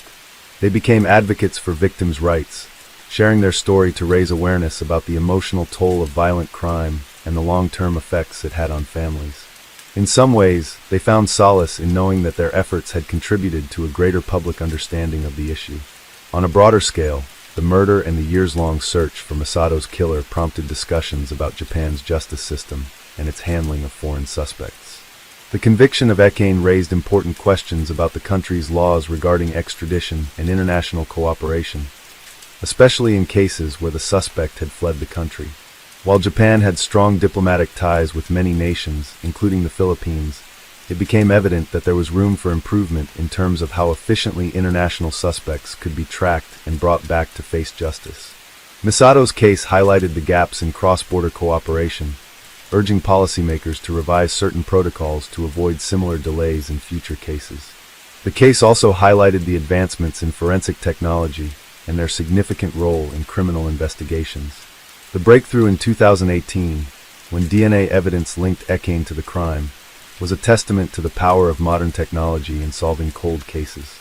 In Japan, the case became an example of how far forensic science had come, showing that even long unsolved crimes could be reopened and resolved with the help of cutting-edge techniques.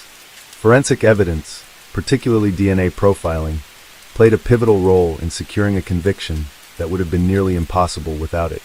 The case drove home the importance of continued investment in forensic technology, encouraging law enforcement agencies to prioritize the development of new tools that could be used to solve future crimes. This newfound focus on technology also led to broader conversations about the modernization of Japan's criminal justice system. Legal professionals and advocates called for reforms that would allow Japan to more effectively deal with complex cases, especially those involving foreign nationals. While Japan's crime rates were historically low compared to other nations, the Harada case revealed that even in a society known for its safety, tragedies could still occur. This prompted calls for better education for law enforcement on handling international cases, as well as increased cooperation with foreign governments to ensure that justice could be achieved in every instance, no matter the perpetrator's background or location.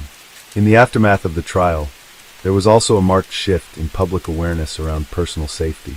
The brutal nature of Misato's murder, along with the fact that the suspect had evaded capture for so long, left many questioning the country's safety infrastructure.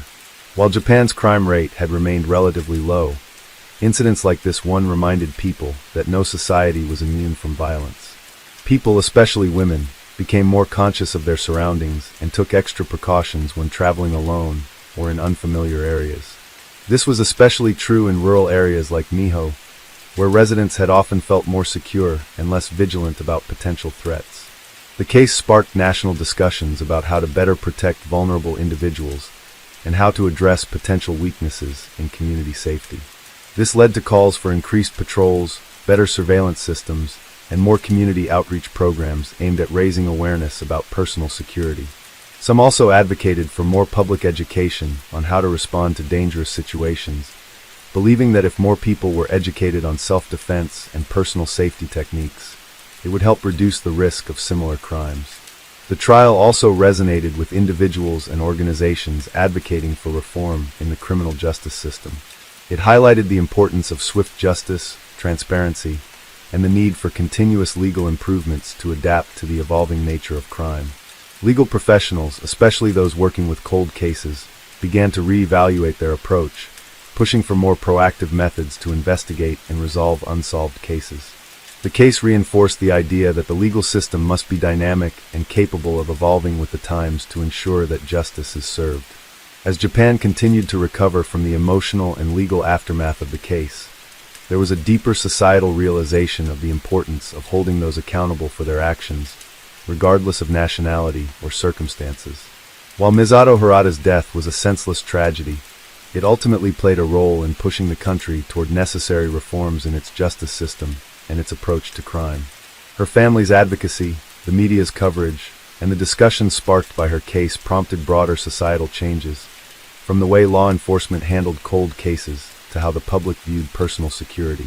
The resolution of Misato Harada's murder may have brought some degree of closure to her family and the community, but the ripple effects of the case would continue to reverberate throughout Japan for years. The country had faced an unsettling reality. Violent crime could strike at any time, even in a society as safe as Japan. The case was a reminder of the vulnerabilities inherent in every community, and it reinforced the need for constant vigilance, cooperation, and reform within the legal and safety frameworks that govern society. While Misato's death was tragic and the long road to justice was painful for her family, the lessons learned from the case, particularly around the need for better international collaboration, technology in criminal investigations, and a re-evaluation of public safety, would help shape a more responsive and proactive approach to crime prevention and justice in Japan for years to come. Story 7. In January 2004, Japan experienced a shocking and tragic crime that would later become one of the country's most infamous cases, both for its brutality and the high-profile legal proceedings that followed. This case involved the murder of a prominent businessman, Yusuke Kuroda, who was found dead under mysterious circumstances on January 18, 2004, in his luxurious home in the Minato district of Tokyo. The case would become notorious not only because of the grisly nature of the crime, but also due to the complex web of deceit, betrayal, and intrigue that surrounded it. Yusuke Kuroda, a successful CEO of a multinational company, was well known in Tokyo's business circles. He had amassed significant wealth and influence over the years, and was admired for his entrepreneurial skills. On the surface, he appeared to live the perfect life, a loving family, a thriving career, and a beautiful home. But beneath this image of success, his life was far more complicated. Friends and colleagues had often noticed subtle tensions between Kuroda and his family, particularly his wife, Haruko, whom he had married 15 years earlier. Rumors had circulated about Kuroda's infidelity, and there were whispers of financial problems within the company that he had been desperately trying to keep under wraps. Despite this, no one expected the shocking events that would unfold in the quiet of that winter night. On the evening of January 18th, Kuroda was found dead by his housekeeper, who had arrived early the next morning to begin her duties. The housekeeper, horrified by what she saw, immediately contacted the police. Kuroda's body was discovered in his study, slumped over his desk with a gunshot wound to the back of his head. There were no signs of forced entry into the home, leading investigators to believe that the murder may have been committed by someone close to the victim, someone who had access to the property. The initial police investigation was extensive. Officers combed through Kuroda's home, looking for any clue that might point to a suspect. It was soon discovered that Kuroda had been a member of an exclusive circle of businessmen, many of whom had been involved in various financial dealings that raised questions.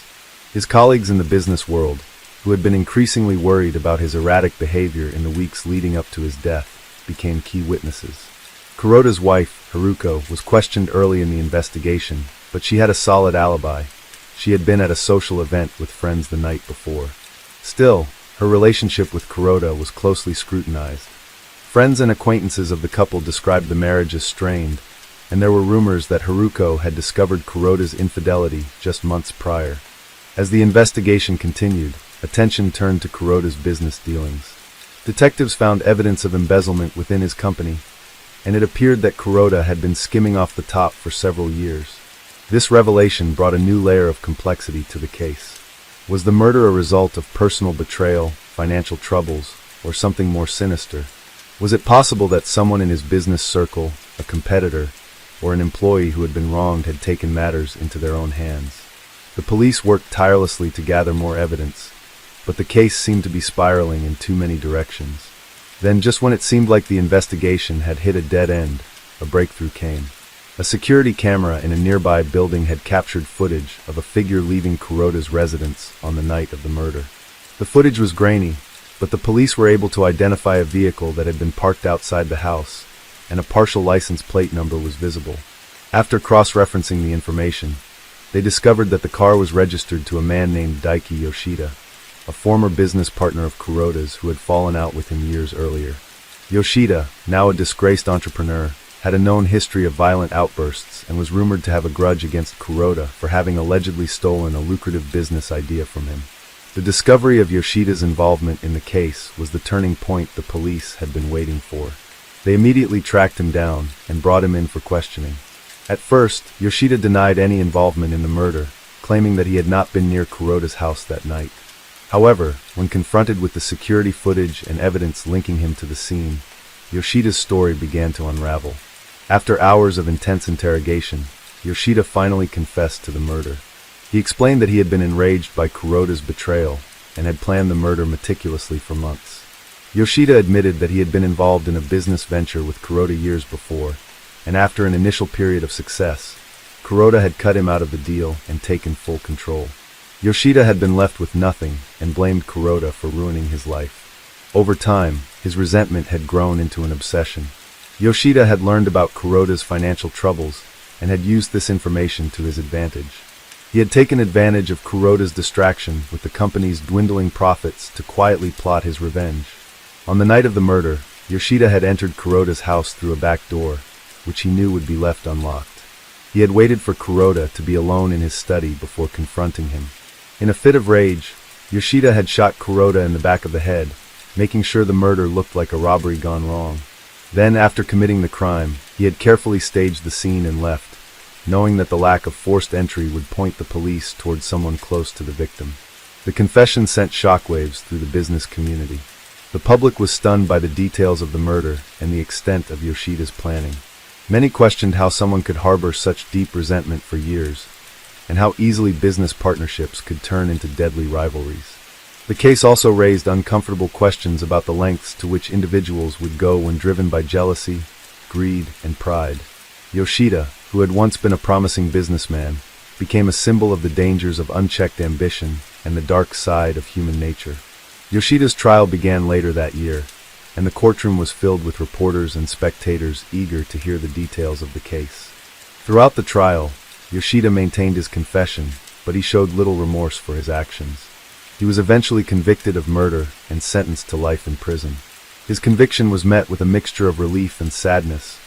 Relief that justice had been served, but sadness at the unnecessary loss of life. The murder of Yusuke Kuroda had a profound impact on Tokyo and on Japan as a whole. It served as a grim reminder of how business rivalries could escalate into violence, and how the pressures of success could push people to make irrational and destructive decisions. The case left a lasting scar on the business community, and the name of Kuroda became synonymous with the dangers of greed and betrayal. As the years passed, the case faded from the public spotlight, but the memories of that cold January night in 2004 remained fresh in the minds of those who had been affected by it. For Yoshida, the once promising businessman, the weight of his actions would haunt him for the rest of his life. And for the family and friends of Yusuke Kuroda, the loss was an indelible wound that time would never fully heal. The tragic events of that night in January 2004 became part of Japan's dark criminal history, a cautionary tale about the cost of betrayal and the consequences of letting hatred fester unchecked. As the investigation unfolded, The police began to dig deeper into the complex relationship between Yusuke Kuroda and Daiki Yoshida. It became clear that their previous business partnership had been far from amicable, and that Yoshida harbored a deep resentment for the way things had ended between them. The two men had initially worked together on a promising venture in the tech industry, pooling their resources and expertise to launch a new company. However, over time, the partnership soured. Kuroda, with his sharp business acumen, had eventually taken full control of the company, leaving Yoshida feeling betrayed and sidelined. Yoshida's feelings of anger were compounded by the fact that Kuroda had secured a much larger share of the profits, while Yoshida's financial situation deteriorated. Though Yoshida had never openly voiced his frustrations, those who knew him described a man who had become increasingly bitter and vengeful over the years. He would often talk about how Kuroda had stolen his ideas and his potential, and how he had been left with nothing. Despite his grievances, Yoshida had always been careful to maintain an outward appearance of professionalism. He continued to operate his own small business, but it was clear that his financial success had never matched Kuroda's. The loss of his business venture weighed heavily on him, and in the months leading up to the murder, his life seemed to spiral downward. Those who were close to Yoshida remarked on his growing paranoia and irritability, but no one ever suspected that his bitterness would eventually boil over into something as violent as murder. At first, the police had little to go on. The lack of physical evidence at the crime scene, and the fact that there had been no signs of forced entry, led them to suspect that the killer might have been someone close to Kuroda. Investigators started by questioning Kuroda's family, friends, and business associates, but nothing about Yoshida's involvement had come to light. Most of Kuroda's colleagues and associates were shocked by the murder, but they struggled to understand why anyone would want to kill him. He was well liked in the business community, and despite his personal flaws, he had never seemed to have any real enemies. The investigators were puzzled. The only clues they had were the security footage showing a figure near the house on the night of the murder, and the faintly visible license plate number from the vehicle parked outside. As the police pursued this lead, they were able to trace the vehicle back to a rental agency, but the registration details were not immediately helpful. It wasn't until they dug deeper into the history of the rental that they stumbled upon a connection to Yoshida.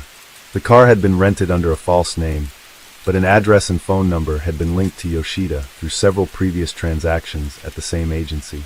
The detectives knew they were onto something, but they were cautious about jumping to conclusions. They did not want to accuse someone without solid evidence, but the emerging connection was too strong to ignore. When the police finally confronted Yoshida, they found him living in a modest apartment on the outskirts of Tokyo. His demeanor was calm, almost too calm, and he seemed oddly prepared for the questioning. He initially denied having anything to do with the murder, claiming that he had not seen Kuroda in years. But the investigators were relentless, presenting him with the evidence they had gathered, including the security footage and the rental car information.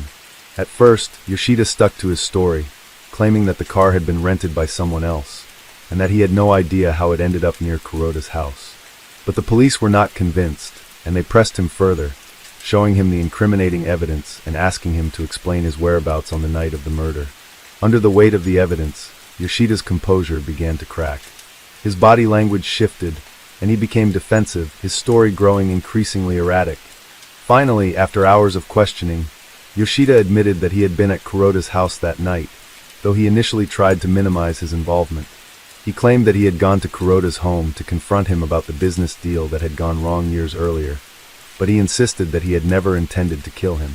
According to Yoshida, the confrontation had started out as a heated argument over their past business dealings, with Kuroda accusing him of harboring jealousy and resentment. In his own words, Yoshida said that things got out of hand during the argument. Yoshida confessed to going to Kuroda's study that night, armed with a gun he had obtained from a friend. He claimed that when Kuroda became increasingly hostile and dismissive, he snapped. In a moment of uncontrolled rage, Yoshida pulled the trigger, shooting Kuroda in the back of the head before he could react. Afterward, Yoshida said he had gone to great lengths to cover up the crime, trying to make it look like a robbery gone wrong. He took Kuroda's wallet and a few valuable items from the house to stage the scene. But Yoshida had underestimated how thoroughly the police would investigate the murder. His plans to evade capture were foiled by the evidence he left behind. The confession was chilling not only because of the brutality of the crime, but because of the premeditation involved. Yoshida had carefully planned the murder, waiting for the right moment to confront Kuroda. He had orchestrated every step of the crime, from renting the car to entering the house through a back door, all with the intention of exacting revenge for the wrongs he believed had been done to him.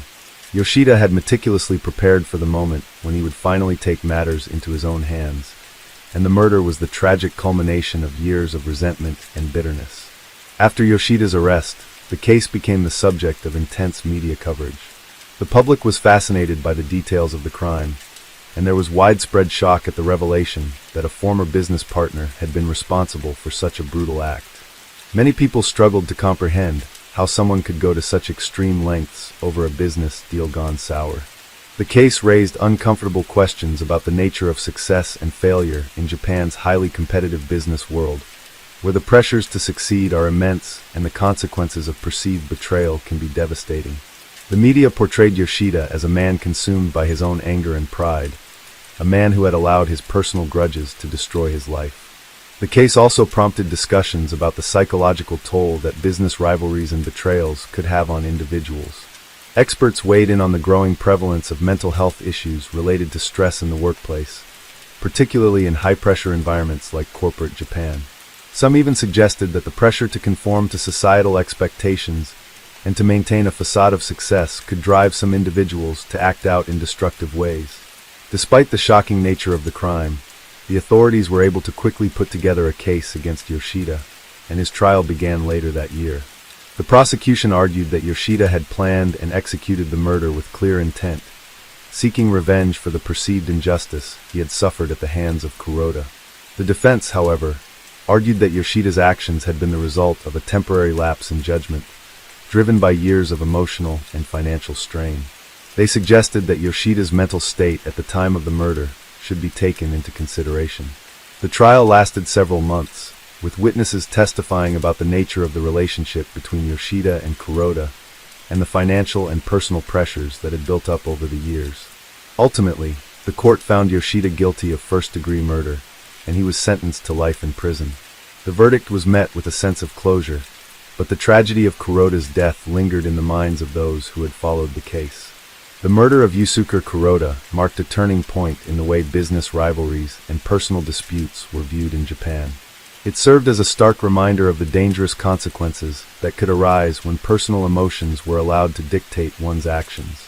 For Yoshida, the weight of his actions would follow him for the rest of his life, and for the Kuroda family, the loss of a father, husband, and friend was a pain that no legal verdict could ever heal. The case left an indelible mark on Japan's history, a grim testament to the destructive power of anger, betrayal, and revenge. As the years passed, the shock of Yusuke Kuroda's murder continued to reverberate throughout Japan. The case had not only captured the attention of the public, but also prompted widespread discussions about the dark undercurrents of ambition, jealousy, and betrayal in the corporate world. Yoshida's story, once a promising businessman whose life spiraled into violence, became a cautionary tale for others in the high-stakes environment of Japan's cutthroat business culture. For Kuroda's family, the trauma of losing their loved one in such a brutal and senseless way never truly faded. Haruko, Kuroda's wife, struggled with the loss in silence.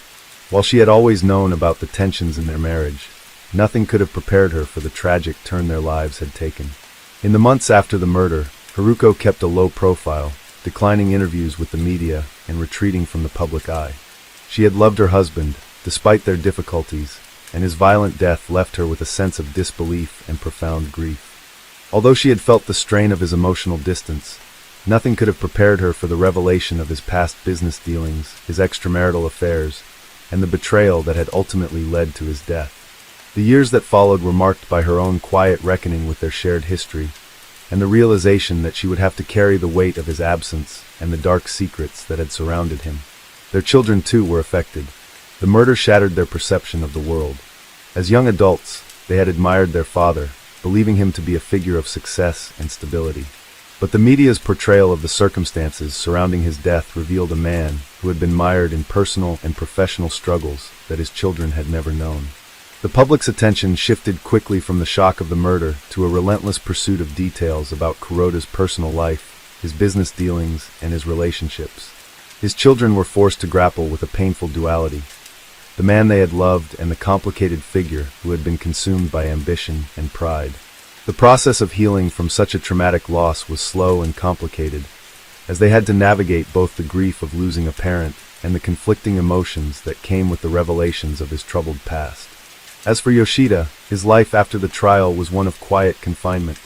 His once promising career as an entrepreneur had crumbled completely. After being sentenced to life in prison, he was incarcerated in a maximum security facility where he would spend the rest of his days reflecting on the choices that had led him to murder. In prison, Yoshida became a quiet, solitary figure, rarely interacting with others. His mental state, which had deteriorated in the years leading up to the murder, worsened in the isolation of prison life. Although he had expressed regret for his actions during the trial, it became clear over time that his remorse was complex, tinged with the bitterness of lost potential. He often spoke about his feelings of betrayal, but in his conversations with the prison counselors, he also began to acknowledge the destructive nature of his own rage and the weight of his obsession with revenge. Yoshida's trial had been a media spectacle, but the aftermath was less publicized.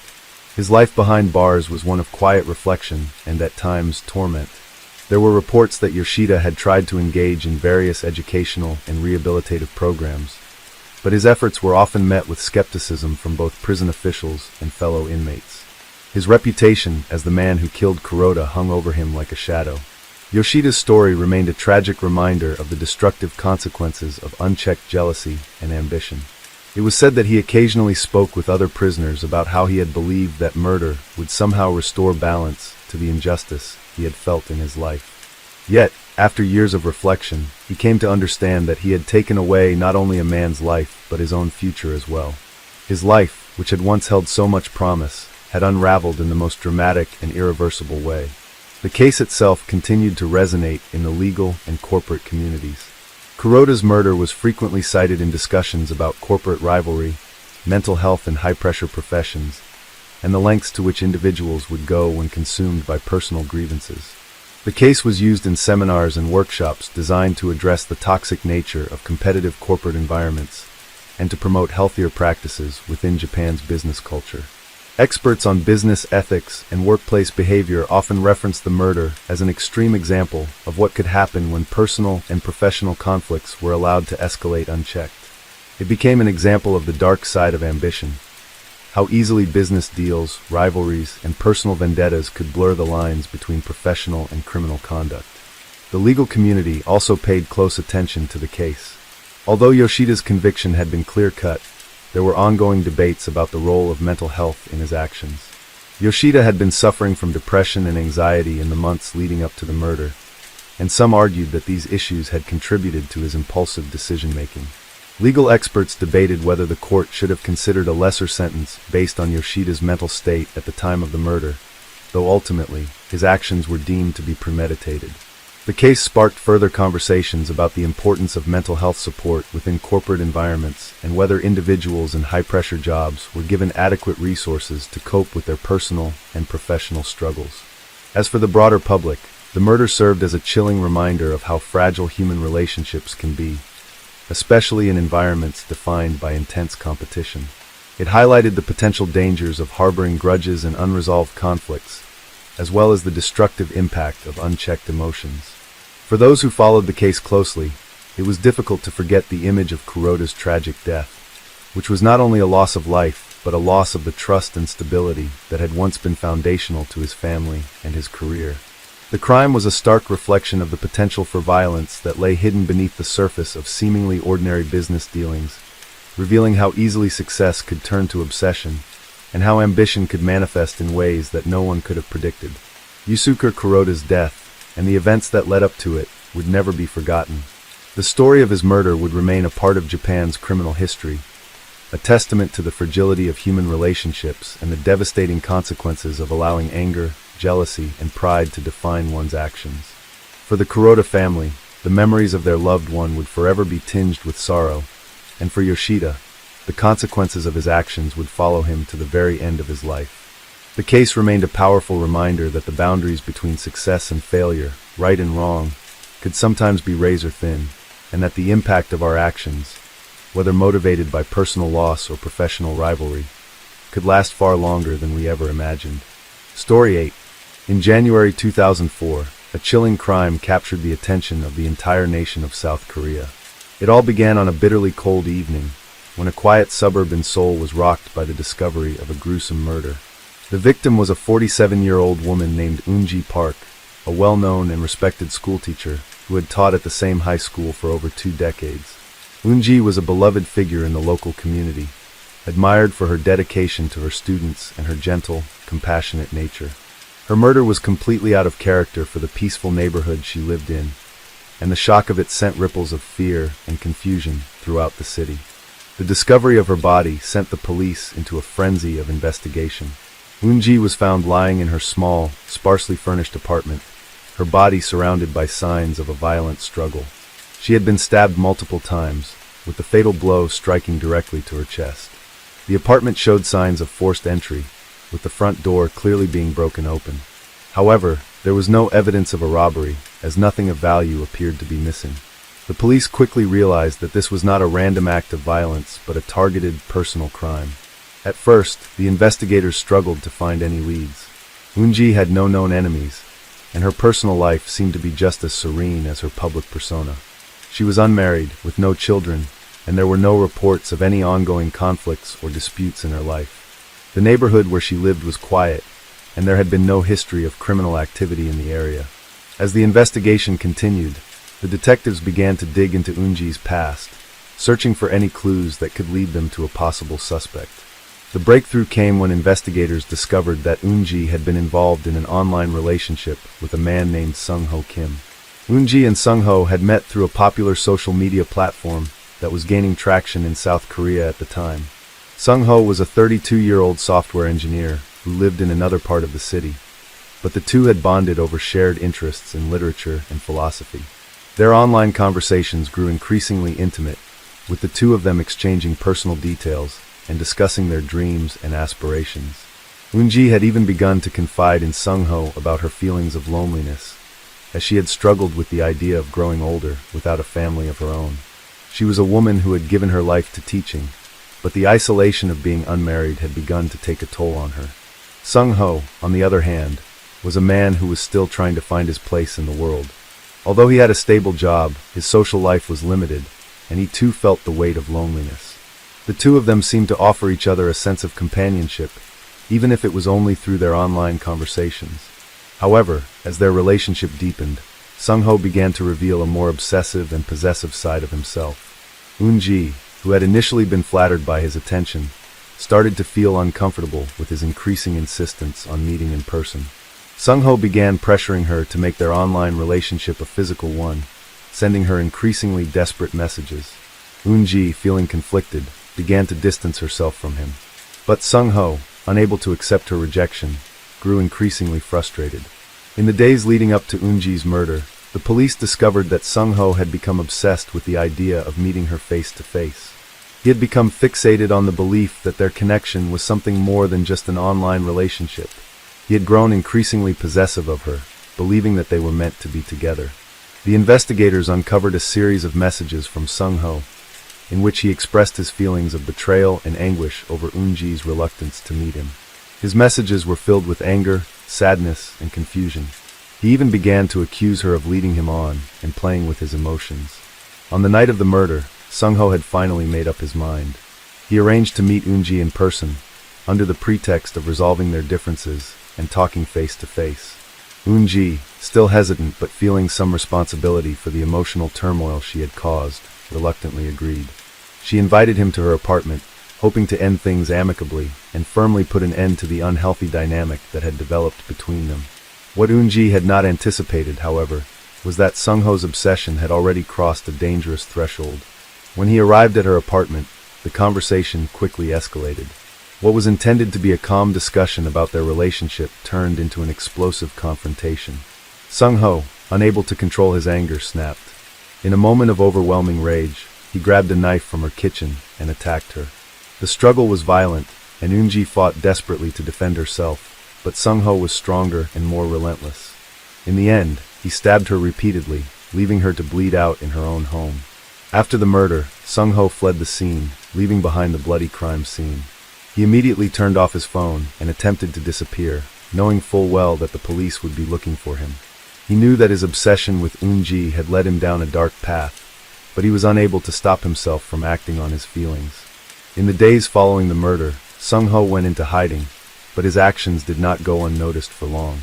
The police quickly traced his movements and found that he had attempted to withdraw large sums of money from several ATMs in different parts of the city, trying to cover his tracks. Despite his efforts to evade capture, the police managed to locate him through his financial transactions and arrested him within a week of the murder. The arrest of Sung-ho sent shockwaves through the public. The case was widely covered by the media, with many focusing on the dangers of online relationships and the dark side of the internet. The idea that someone could be driven to murder over a relationship that existed solely in the virtual world was both shocking and disturbing. It also brought attention to the dangers of emotional manipulation and the psychological toll that obsession could take on a person's mind. Sung-ho's trial was a lengthy and emotional one. Throughout the proceedings, he expressed deep remorse for what he had done, but his apologies were met with skepticism. The defense argued that Sung-ho's actions were the result of severe emotional distress, exacerbated by his loneliness and inability to cope with rejection. However, the prosecution painted a picture of a man who had crossed a line, unable to accept his rejection, and choosing instead to lash out in violence. The jury deliberated for hours before ultimately finding Sung-ho guilty of first-degree murder. He was sentenced to life in prison without the possibility of parole. For the community, the murder of Eunji Park was a devastating reminder of the potential dangers that existed in the digital world. It underscored the need for caution when forming relationships online, and the importance of recognizing the warning signs of obsessive behavior. Eunji's death, while tragic, also prompted a nationwide conversation about the intersection of technology, human emotion, and violence. Her story, once filled with hope and promise, was now a somber cautionary tale about the potential perils of the internet age. As the trial of Sung-ho Kim proceeded, the complexity of the case became even more evident. The courtroom was filled with a palpable tension, with onlookers and journalists from across South Korea keen to understand the underlying motivations that led to Eunji Park's brutal death. Sung-ho, once seen as a quiet and somewhat reserved individual, had become a symbol of the dangers of online relationships gone awry. His actions raised profound questions about the intersection of technology, loneliness, and mental health. During the trial, Sung-ho's defense team struggled to find a way to mitigate his actions. They argued that he had been under extreme emotional distress due to his unrequited love and feelings of abandonment. They painted a picture of a man who had been suffering from deep psychological wounds, exacerbated by his inability to form meaningful connections in the physical world. His growing obsession with Eunji was framed as a tragic consequence of isolation, a man who had latched on to the first connection he had felt with someone, only to have it crumble in front of him. Sung-ho's defense attorney described him as a victim of his own mental health struggles, arguing that he had been unable to control his actions due to a deteriorating sense of self-worth. Throughout the trial, Sung-ho remained somber and withdrawn, his face often obscured by the shadows of his own guilt and remorse. He did not attempt to deny the murder, but instead focused on expressing regret for what he had done. His testimony was filled with apologies to Eunji's family and statements of disbelief at how he had allowed his feelings to overtake him. The image of a man who had once been gentle and reserved, now standing before the court as the perpetrator of such violence, was difficult for many to reconcile. However, the prosecution took a different approach. They presented a chilling portrait of Sung-ho as a man who had allowed his obsession to fester into something far darker than mere unrequited love. They painted him as someone who had deliberately chosen to disregard Eunji's wishes, seeing her rejection not as a natural end to their online connection, but as a personal affront that he could not accept. They emphasized that while his feelings may have been intense, they did not justify the brutal violence that he had unleashed on Eunji. The prosecution argued that Sung-ho had been fully aware of what he was doing when he stabbed Eunji to death, and that his actions were premeditated. They noted that his attempt to cover up the crime by withdrawing money and going into hiding demonstrated that he understood the severity of his actions. As the trial wore on, it became evident that Sung-ho's sense of entitlement was a significant factor in his violent outburst. He had been unable to accept the reality that Eunji did not want a physical relationship with him, and his emotional breakdown over her rejection had been the catalyst for his violent rage. His obsession with her had clouded his judgment, and he believed that he had the right to demand her affection, regardless of her wishes. The prosecution argued that this mindset had pushed him to murder her, showing the dangerous consequences of untreated emotional and psychological issues when they were allowed to spiral out of control. The emotional impact of the trial was felt most acutely by Eunji's family. Her parents, who had raised her to be a kind, hard-working woman, were devastated by her untimely and violent death. They had never imagined that their daughter's life would be taken in such a way, and the months leading up to the trial had been a blur of grief and confusion. Eunji had always been a quiet, reserved person, but she had a deep sense of care for others, which made the tragedy of her death all the more incomprehensible. Her family had hoped that the trial would provide them with some measure of closure, but the emotional weight of reliving her final moments in the courtroom was unbearable. Eunji's mother, in particular, was torn apart by the loss. She had always been proud of her daughter's career as a teacher and the way she had touched the lives of her students. Eunji's mother had always believed that her daughter would have a long and fulfilling life, perhaps even finding a partner later on, but she never imagined that her daughter's life would be stolen by someone she had only met online. For Eunji's mother, it was impossible to reconcile the image of the loving, caring daughter she had raised with the brutal and violent end she had met at the hands of a man she had never even met in person. The media coverage of the case intensified as more details emerged about the dynamics of Eunji and Sung-ho's online relationship. As the public became more aware of how the two had met and how Sung-ho's obsession had evolved, the conversation surrounding online relationships became more urgent. The case highlighted the dangers of internet-based connections and how they could spiral out of control when one party's feelings became unreciprocated. Experts in psychology and online behavior weighed in on the case, warning about the potential hazards of forming emotional attachments with people you have never met face-to-face, especially when those attachments are not grounded in reality. The case also led to a broader conversation in South Korea about mental health and the importance of addressing emotional issues before they escalated into something more dangerous. Mental health professionals began speaking out about the pressure many people felt to form relationships, both online and offline, and how this pressure could sometimes lead to unhealthy attachments. The case exposed the darker side of human psychology, showing how feelings of loneliness, rejection, and isolation could manifest in dangerous ways when left unchecked. As the trial drew to a close, Sung-ho's fate was sealed. The jury deliberated for several hours, weighing the emotional testimony and the evidence presented. Ultimately, they returned a verdict of guilty, and Sung-ho was sentenced to life in prison for the murder of Eunji Park. The judge noted that while Sung-ho's emotional distress was understandable, it did not absolve him of his responsibility for taking another person's life. He was condemned not only for his violent actions, but also for the psychological damage he had inflicted on the victim's family, friends, and community. The sentence was a stark reminder of the cost of unchecked obsession and the importance of mental health awareness in preventing such tragedies. In the years that followed, the Eunji Park case continued to be discussed as a cautionary tale about the perils of online relationships and the devastating effects that isolation, rejection, and obsession could have on individuals who did not seek help for their emotional struggles. Eunji's murder, while tragic, served as a catalyst for change, sparking a wider dialogue on mental health, the internet's impact on human interaction, and the importance of emotional boundaries in relationships. The trial's conclusion, while bringing a sense of legal finality, did little to ease the emotional aftermath for Eunji Park's family and the broader community. Her parents were left with a sense of profound loss that no verdict or sentence could ever fully heal. Their daughter, whose life had been taken so violently, would never walk through their door again, never return to the classroom where she had touched so many lives.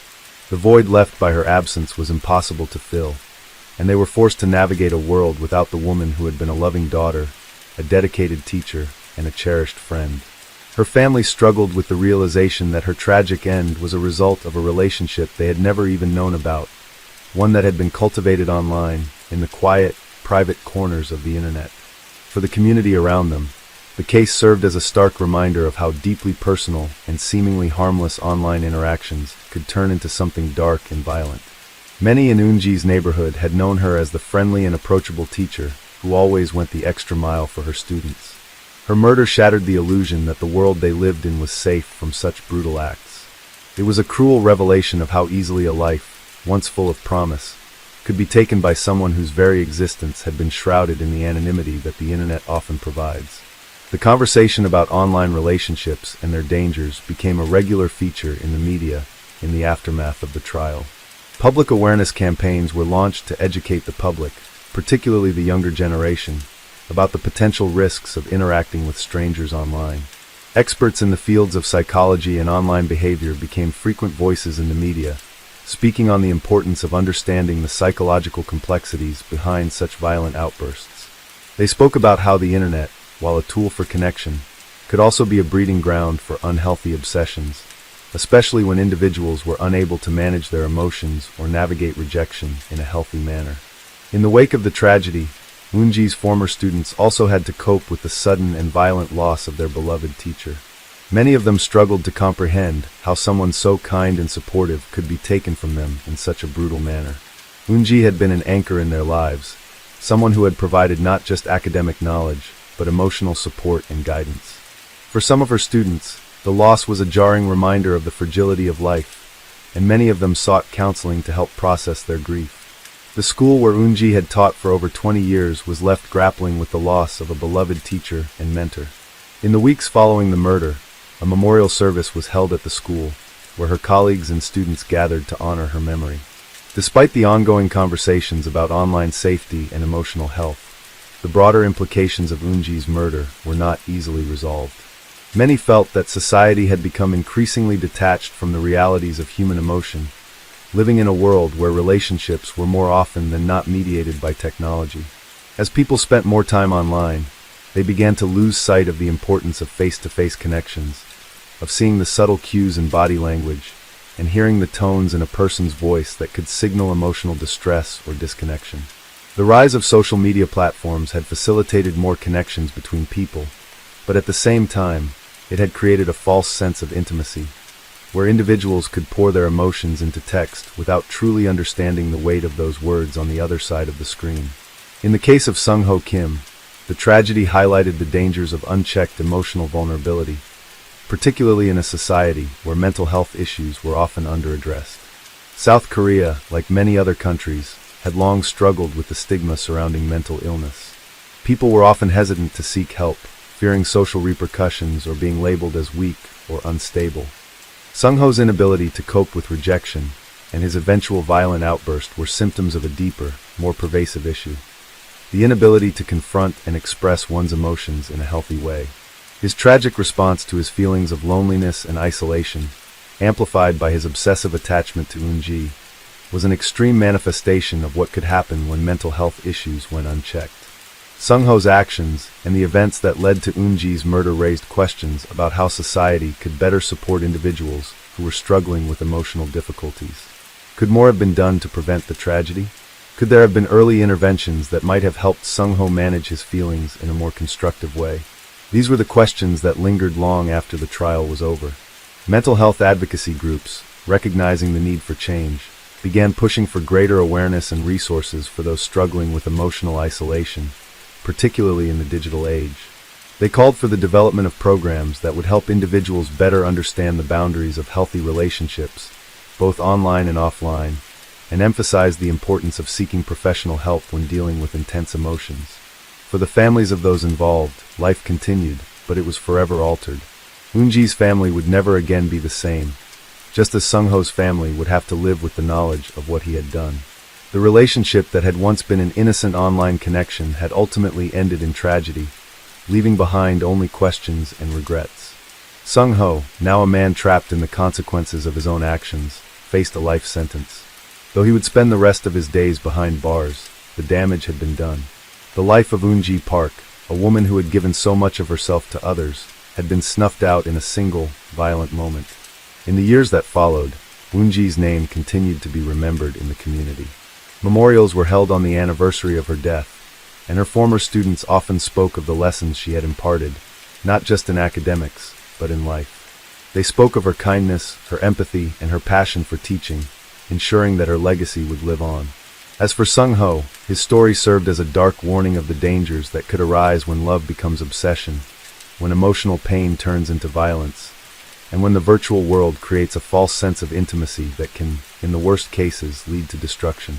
Eunji's murder was a tragedy that would echo through the lives of those who knew her and those who learned of her story, and it would remain a haunting reminder of how the intersection of the internet and human emotions could sometimes lead to unimaginable consequences. The case would not easily be forgotten, and in the years to come, it would continue to shape the conversation surrounding mental health, online relationships, and the need for society to address these issues with greater awareness and compassion. Story 9. In February 2004, Singapore was shaken by a criminal case that highlighted the complexities of human relationships and the tragic consequences that can arise from them. The case involved a 37-year-old man named G. Krishnasamy Naidu and his 39-year-old wife, Chitrabathi D/Onariyanasamy. Their tumultuous relationship culminated in a violent incident that left the nation grappling with issues of domestic violence and the legal system's role in protecting vulnerable individuals. Krishnasamy and Chitrabathi had been married for several years, and their union was marred by frequent disputes and allegations of abuse. Friends and neighbors recounted instances where arguments between the couple escalated to physical confrontations. Despite the turbulent nature of their relationship, they remained together, perhaps due to societal pressures or personal convictions. On April 8, 2004, an incident occurred that would set the stage for the tragic events that followed.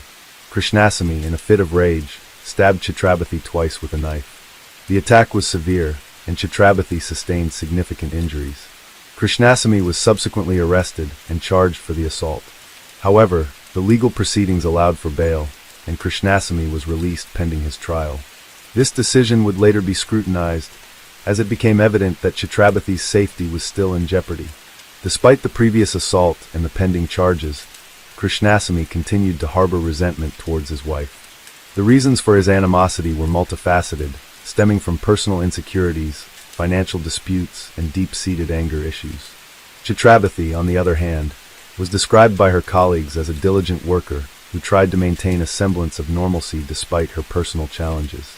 On May 17, 2004, a little over a month after the initial stabbing incident, Krishnasamy confronted Chitrabathi at her workplace in Tuas. Armed with a chopper, he attacked her in broad daylight, hacking her multiple times in front of horrified witnesses. The brutality of the assault was such that Chitrabathi succumbed to her injuries shortly after. The public nature of the crime and its sheer savagery sent shockwaves throughout Singapore. Following the murder, Krishnasamy fled the scene but surrendered to the police 9 hours later. He was promptly charged with murder under Section 300 of the Penal Code, which mandates the death penalty for such offenses. The case proceeded to trial, where the prosecution presented evidence of Krishnasamy's premeditation and his history of violence towards his wife. During the trial, witnesses recounted the events leading up to the murder, painting a picture of a man consumed by jealousy and rage. The defense attempted to argue that Krishnasamy was under severe emotional distress and did not have the intention to kill. However, the court found that the evidence pointed to a deliberate and calculated act of violence. Krishnasamy was found guilty of murder and sentenced to death.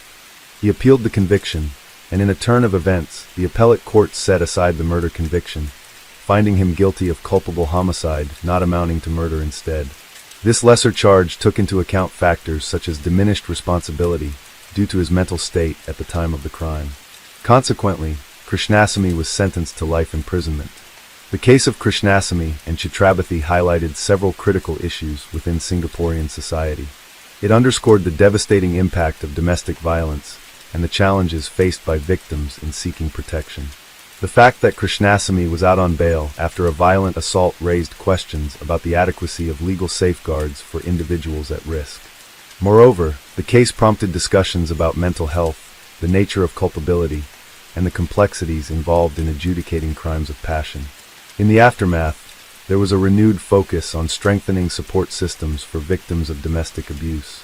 Advocacy groups called for more robust protective measures, including stricter bail conditions for individuals accused of violent offenses and enhanced counseling services for both victims and perpetrators. The legal community also engaged in debates about the balance between punishment and rehabilitation, especially in cases where mental health issues play a significant role. The tragic end of Chitrabathi D/Onariyanasamy serves as a somber reminder of the perils of unchecked domestic violence and the imperative for society to intervene before conflicts escalate to irreversible outcomes.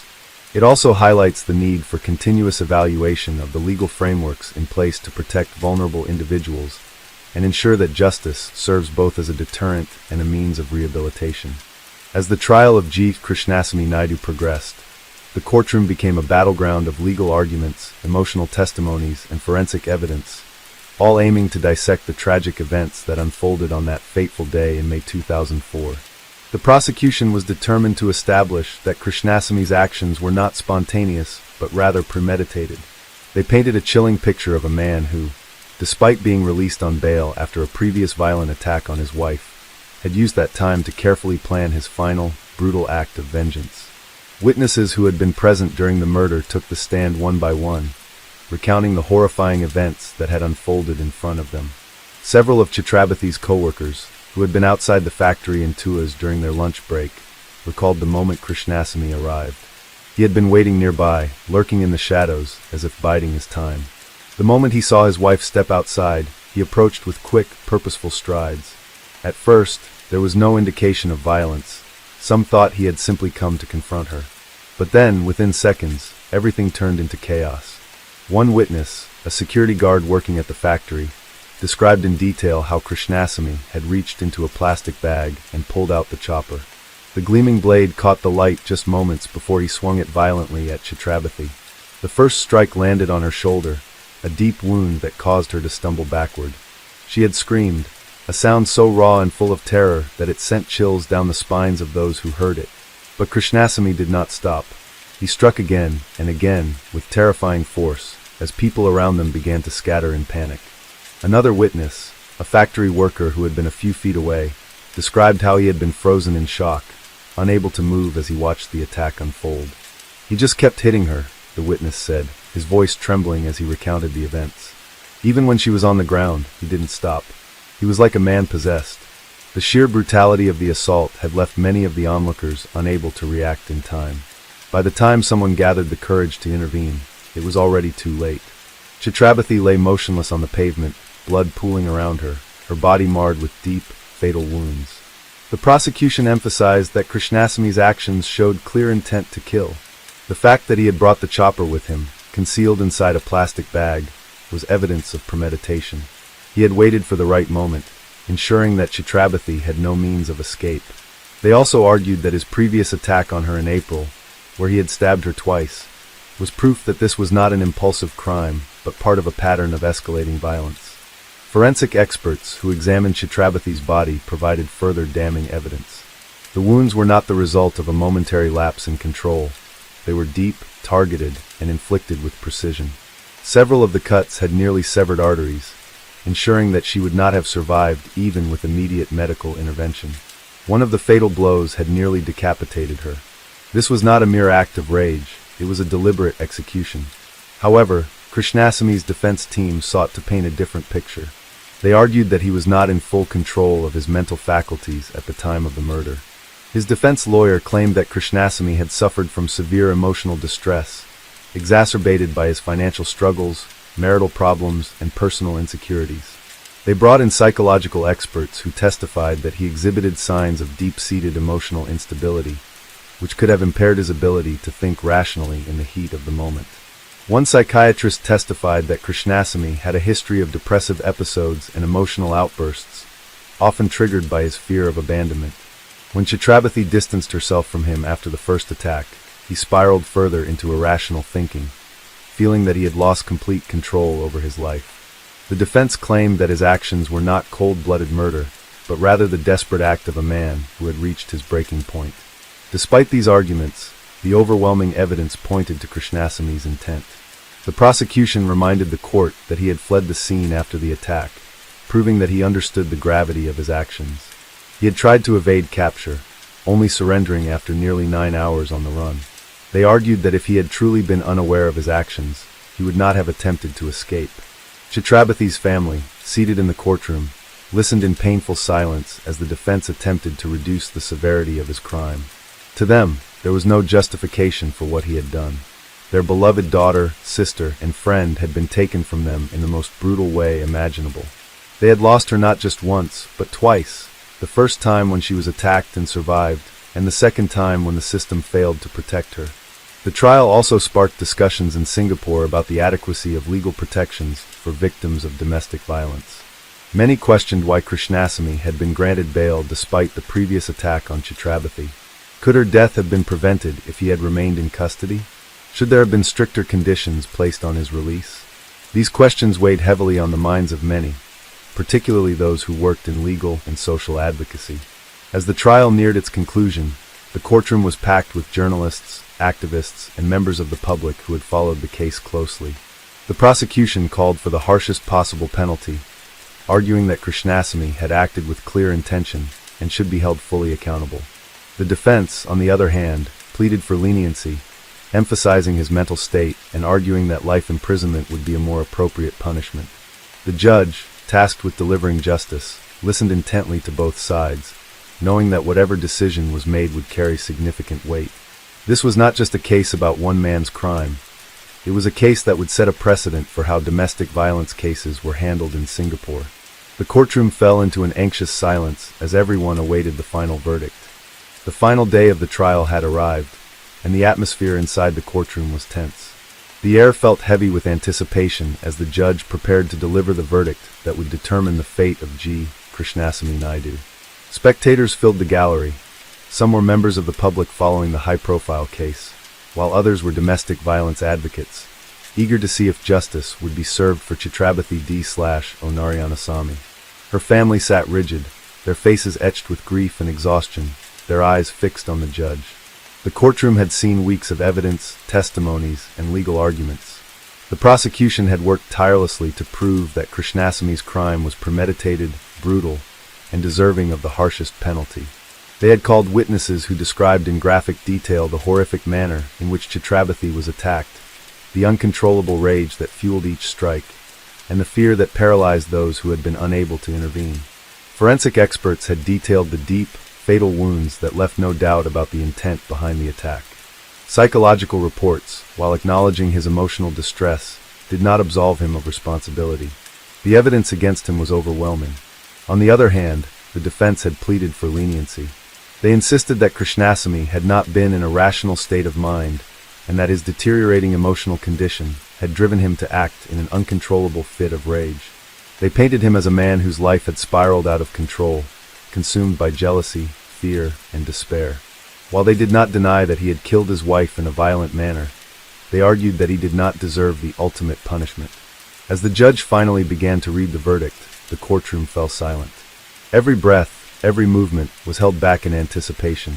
The judge spoke carefully, methodically summarizing the key aspects of the case, the sequence of events, the testimonies, and the forensic findings. He acknowledged that Krishnasamy had suffered from emotional distress, but he also emphasized the deliberate nature of his actions. Bringing a weapon, waiting for his wife, and launching a vicious attack in front of multiple witnesses demonstrated clear intent. Then, the verdict was delivered. Krishnasamy was found guilty of murder. The judge sentenced him to death. A sharp intake of breath was heard across the courtroom. Some gasped, while others sat frozen in silence. Chhatrapati's family wept quietly, tears not of joy but of relief. The man who had tormented and ultimately killed their beloved daughter, sister, and friend would now face the full force of the law. For them, justice had been served, though it could never undo the pain and loss they had suffered. Krishnasamy showed no immediate reaction. He remained still, his hands clenched into fists at his sides. Perhaps he had expected this outcome. Perhaps, deep inside, he knew that there was no escaping what he had done. As the guards approached him, ready to escort him back to his cell, he turned his gaze downward. His fate was sealed. The case did not end there. The verdict sparked discussions across Singapore about the legal system's handling of domestic violence cases. Advocates called for stricter laws and better protection for victims. Why had Krishnasamy been released on bail after the first attack? Could Chhatrapati's death have been prevented if he had been detained? Many believed that the system had failed her, allowing her abuser a second opportunity to take her life. There were calls for the implementation of more rigorous protective measures for victims of domestic abuse, including stronger enforcement of restraining orders, increased surveillance on high-risk offenders, and better access to shelters and legal assistance. Domestic violence organizations used the case as a rallying cry for greater public awareness, urging victims to seek help before their situations escalated to deadly consequences. In the following months, as Krishnasamy awaited his execution, his defense team filed an appeal.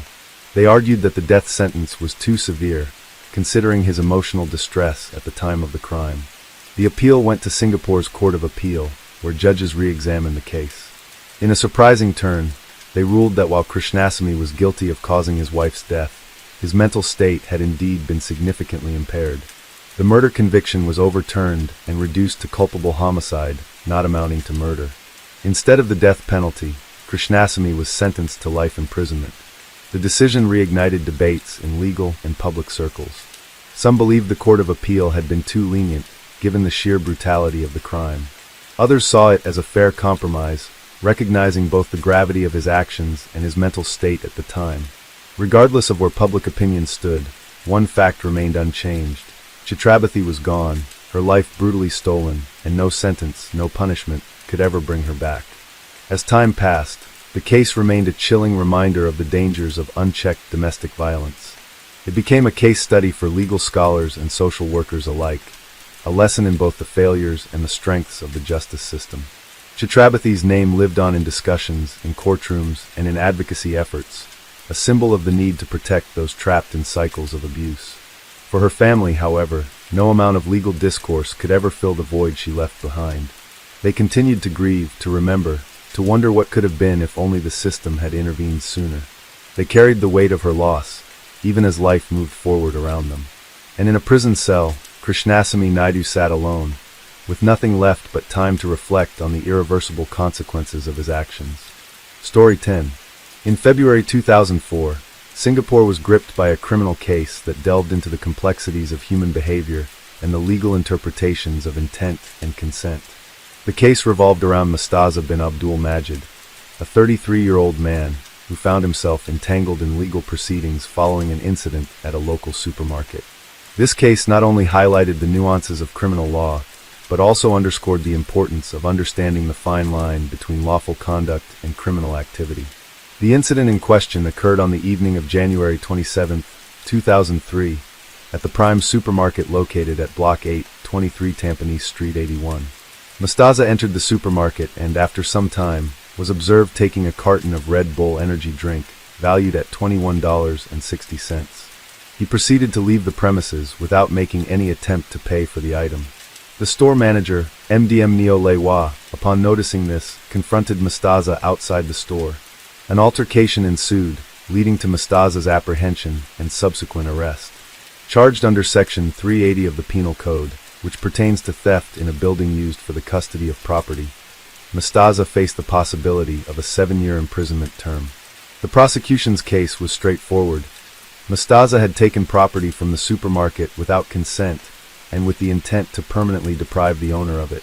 They argued that his actions met all the elements of theft as defined under Section 378 of the Penal Code.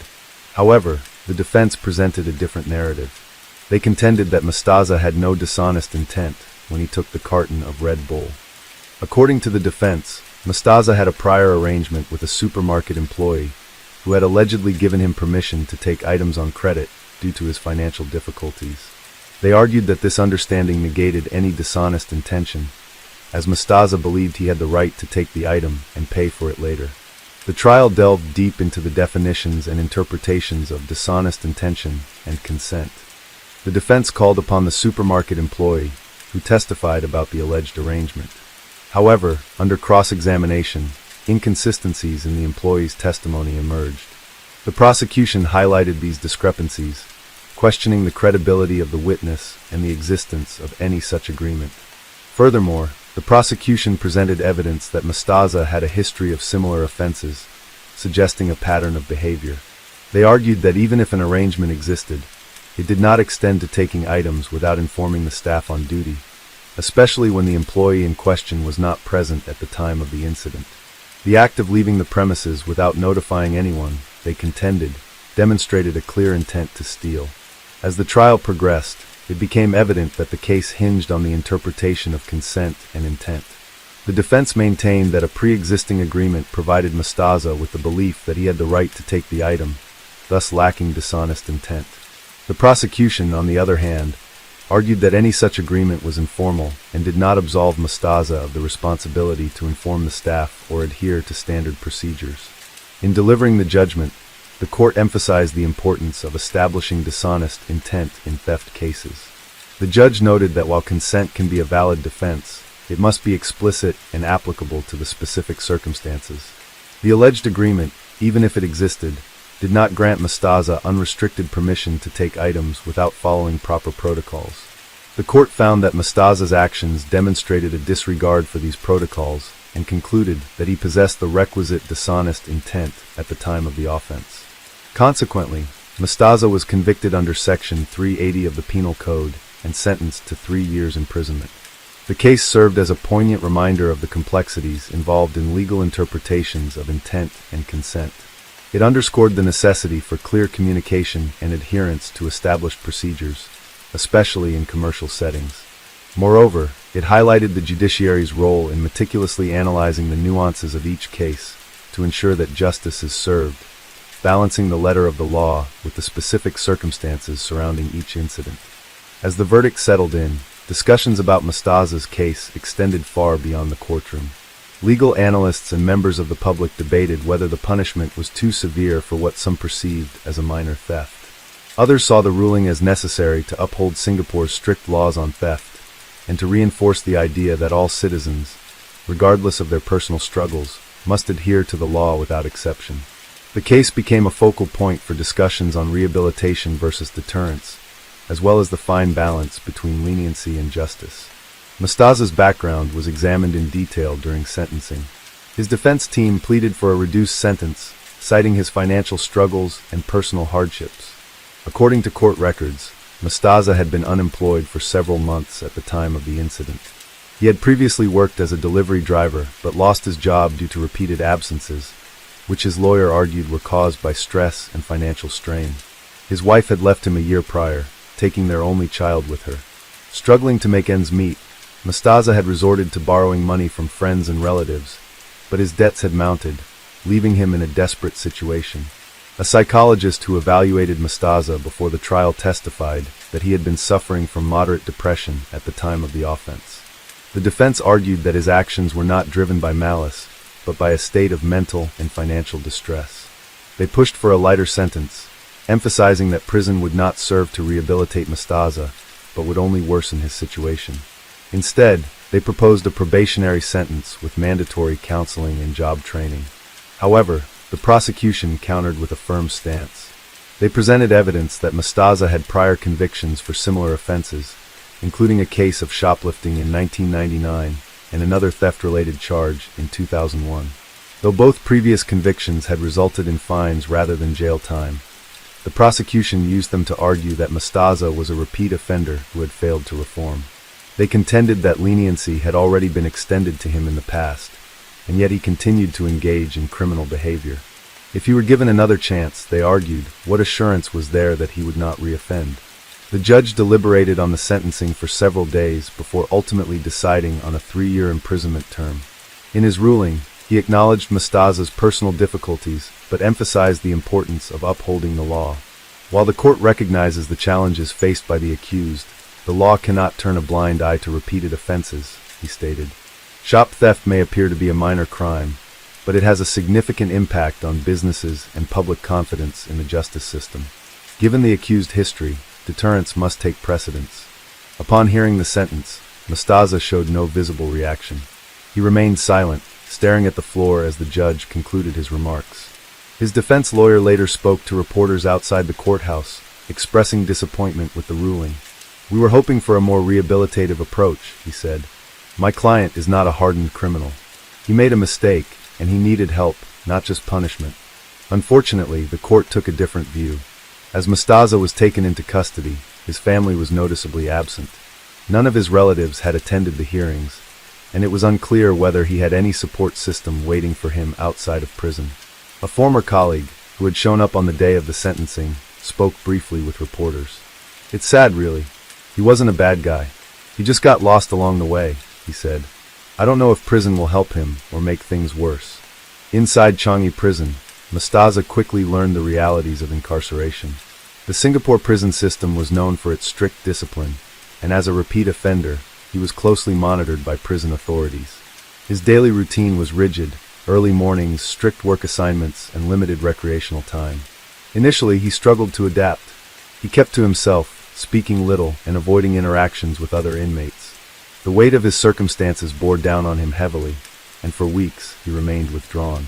However, as time passed, Mostaza began to engage in rehabilitation programs offered within the prison. He enrolled in vocational training courses, learning basic electrical repair skills. Prison counselors encouraged him to participate in therapy sessions designed to address behavioral issues and decision-making processes. Though he rarely spoke in group sessions, he listened intently, reflecting on his life and the choices that had led him to this point. Meanwhile, outside of prison, Mostaza's case continued to be a topic of discussion among legal professionals and social workers.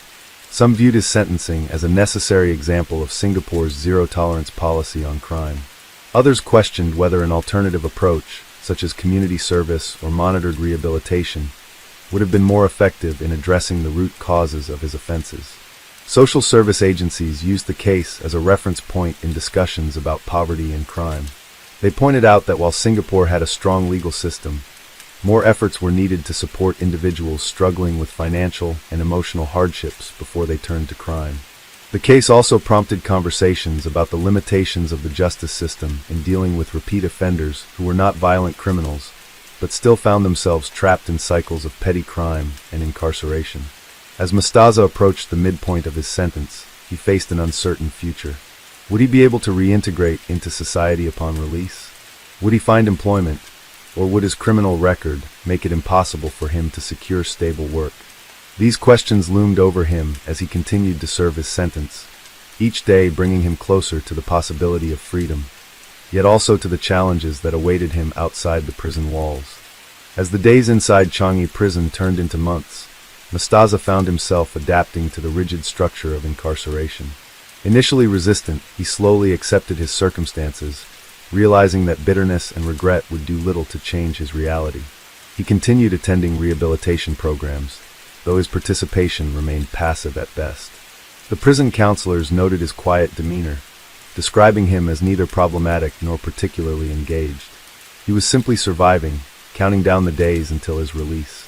But survival was not enough. The real challenge would come once he stepped outside the prison walls. By the time Mostaza reached the final months of his sentence, prison authorities encouraged him to participate in the Yellow Ribbon Project, a government-led initiative designed to help former offenders reintegrate into society. The program aimed to give second chances, offering vocational training and employment opportunities to ex-offenders. Mostaza was skeptical. His past experience had taught him that once society labeled a person as a criminal, the stigma rarely faded. Would this program truly help, or was it just another false hope? Despite his doubts, he applied for a pre-release job placement program. To his surprise, he was accepted into a basic warehouse training course, which guaranteed a job interview upon release. For the first time in a long while, he allowed himself to feel something close to hope. He wasn't sure if things would work out, but at least he had a plan, something he had lacked before. While Mostaza prepared for life outside, his case continued to be discussed within legal and social work circles. Some viewed his sentence as a necessary deterrent, an example of Singapore's firm stance against theft, regardless of personal circumstances. Others questioned whether his imprisonment had done anything to truly rehabilitate him.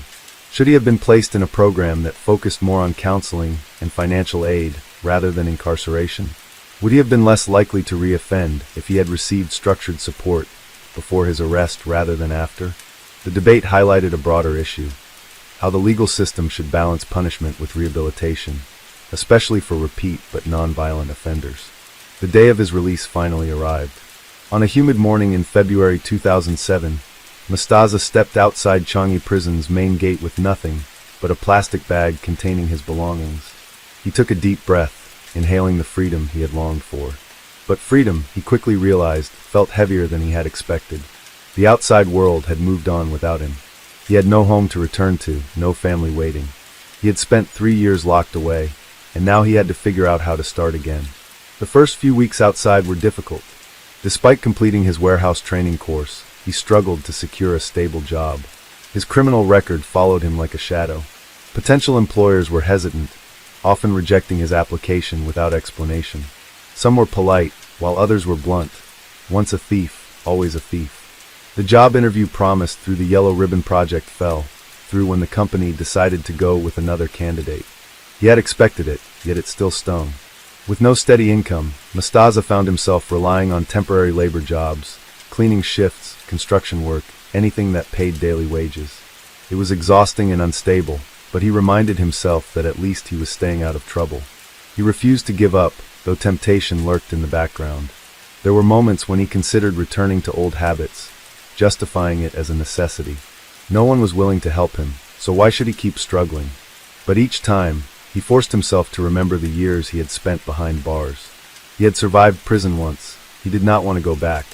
During this period, Mustaza reconnected with a former prison counselor who had taken an interest in his case. She introduced him to a small non-profit organization that helped ex-offenders rebuild their lives. Through the organization, he found a mentor, a man who had served time for drug offenses but had since turned his life around. Their conversations were simple but meaningful. For the first time, Mustaza felt understood. He wasn't alone in this struggle. With the non-profit's help, he managed to secure a stable job at a logistics company willing to hire ex-convicts. The pay was modest, but it was enough to rent a small room in a shared apartment. It wasn't much, but it was his, a space that belonged to him, a sign that he was moving forward. Months turned into years. The memories of prison, though still present, no longer defined him. He kept to himself, avoiding unnecessary trouble. He worked hard, saved what little he could, and tried to focus on the future. There were no grand transformations, no dramatic redemption arcs, just slow, steady progress. He was not looking for anyone's forgiveness, nor was he seeking approval. He simply wanted to live. Yet, the scars of his past never fully faded. Society did not forget easily, and some doors remained permanently closed. But he learned to navigate around them, to find his own way. He was not the same man who had walked into Prime Supermarket all those years ago. He had lost much, but he had also gained something invaluable, a chance, however fragile, to rebuild. One evening, as he walked home from work, he passed by a supermarket similar to the one where his story had begun. He hesitated for a moment, staring through the glass doors at the brightly lit aisles. He thought about that night in 2003, about the carton of Red Bull, about the choices that had led him down such a long and painful path. Then he exhaled, adjusted his bag on his shoulder, and kept walking. He did not look back.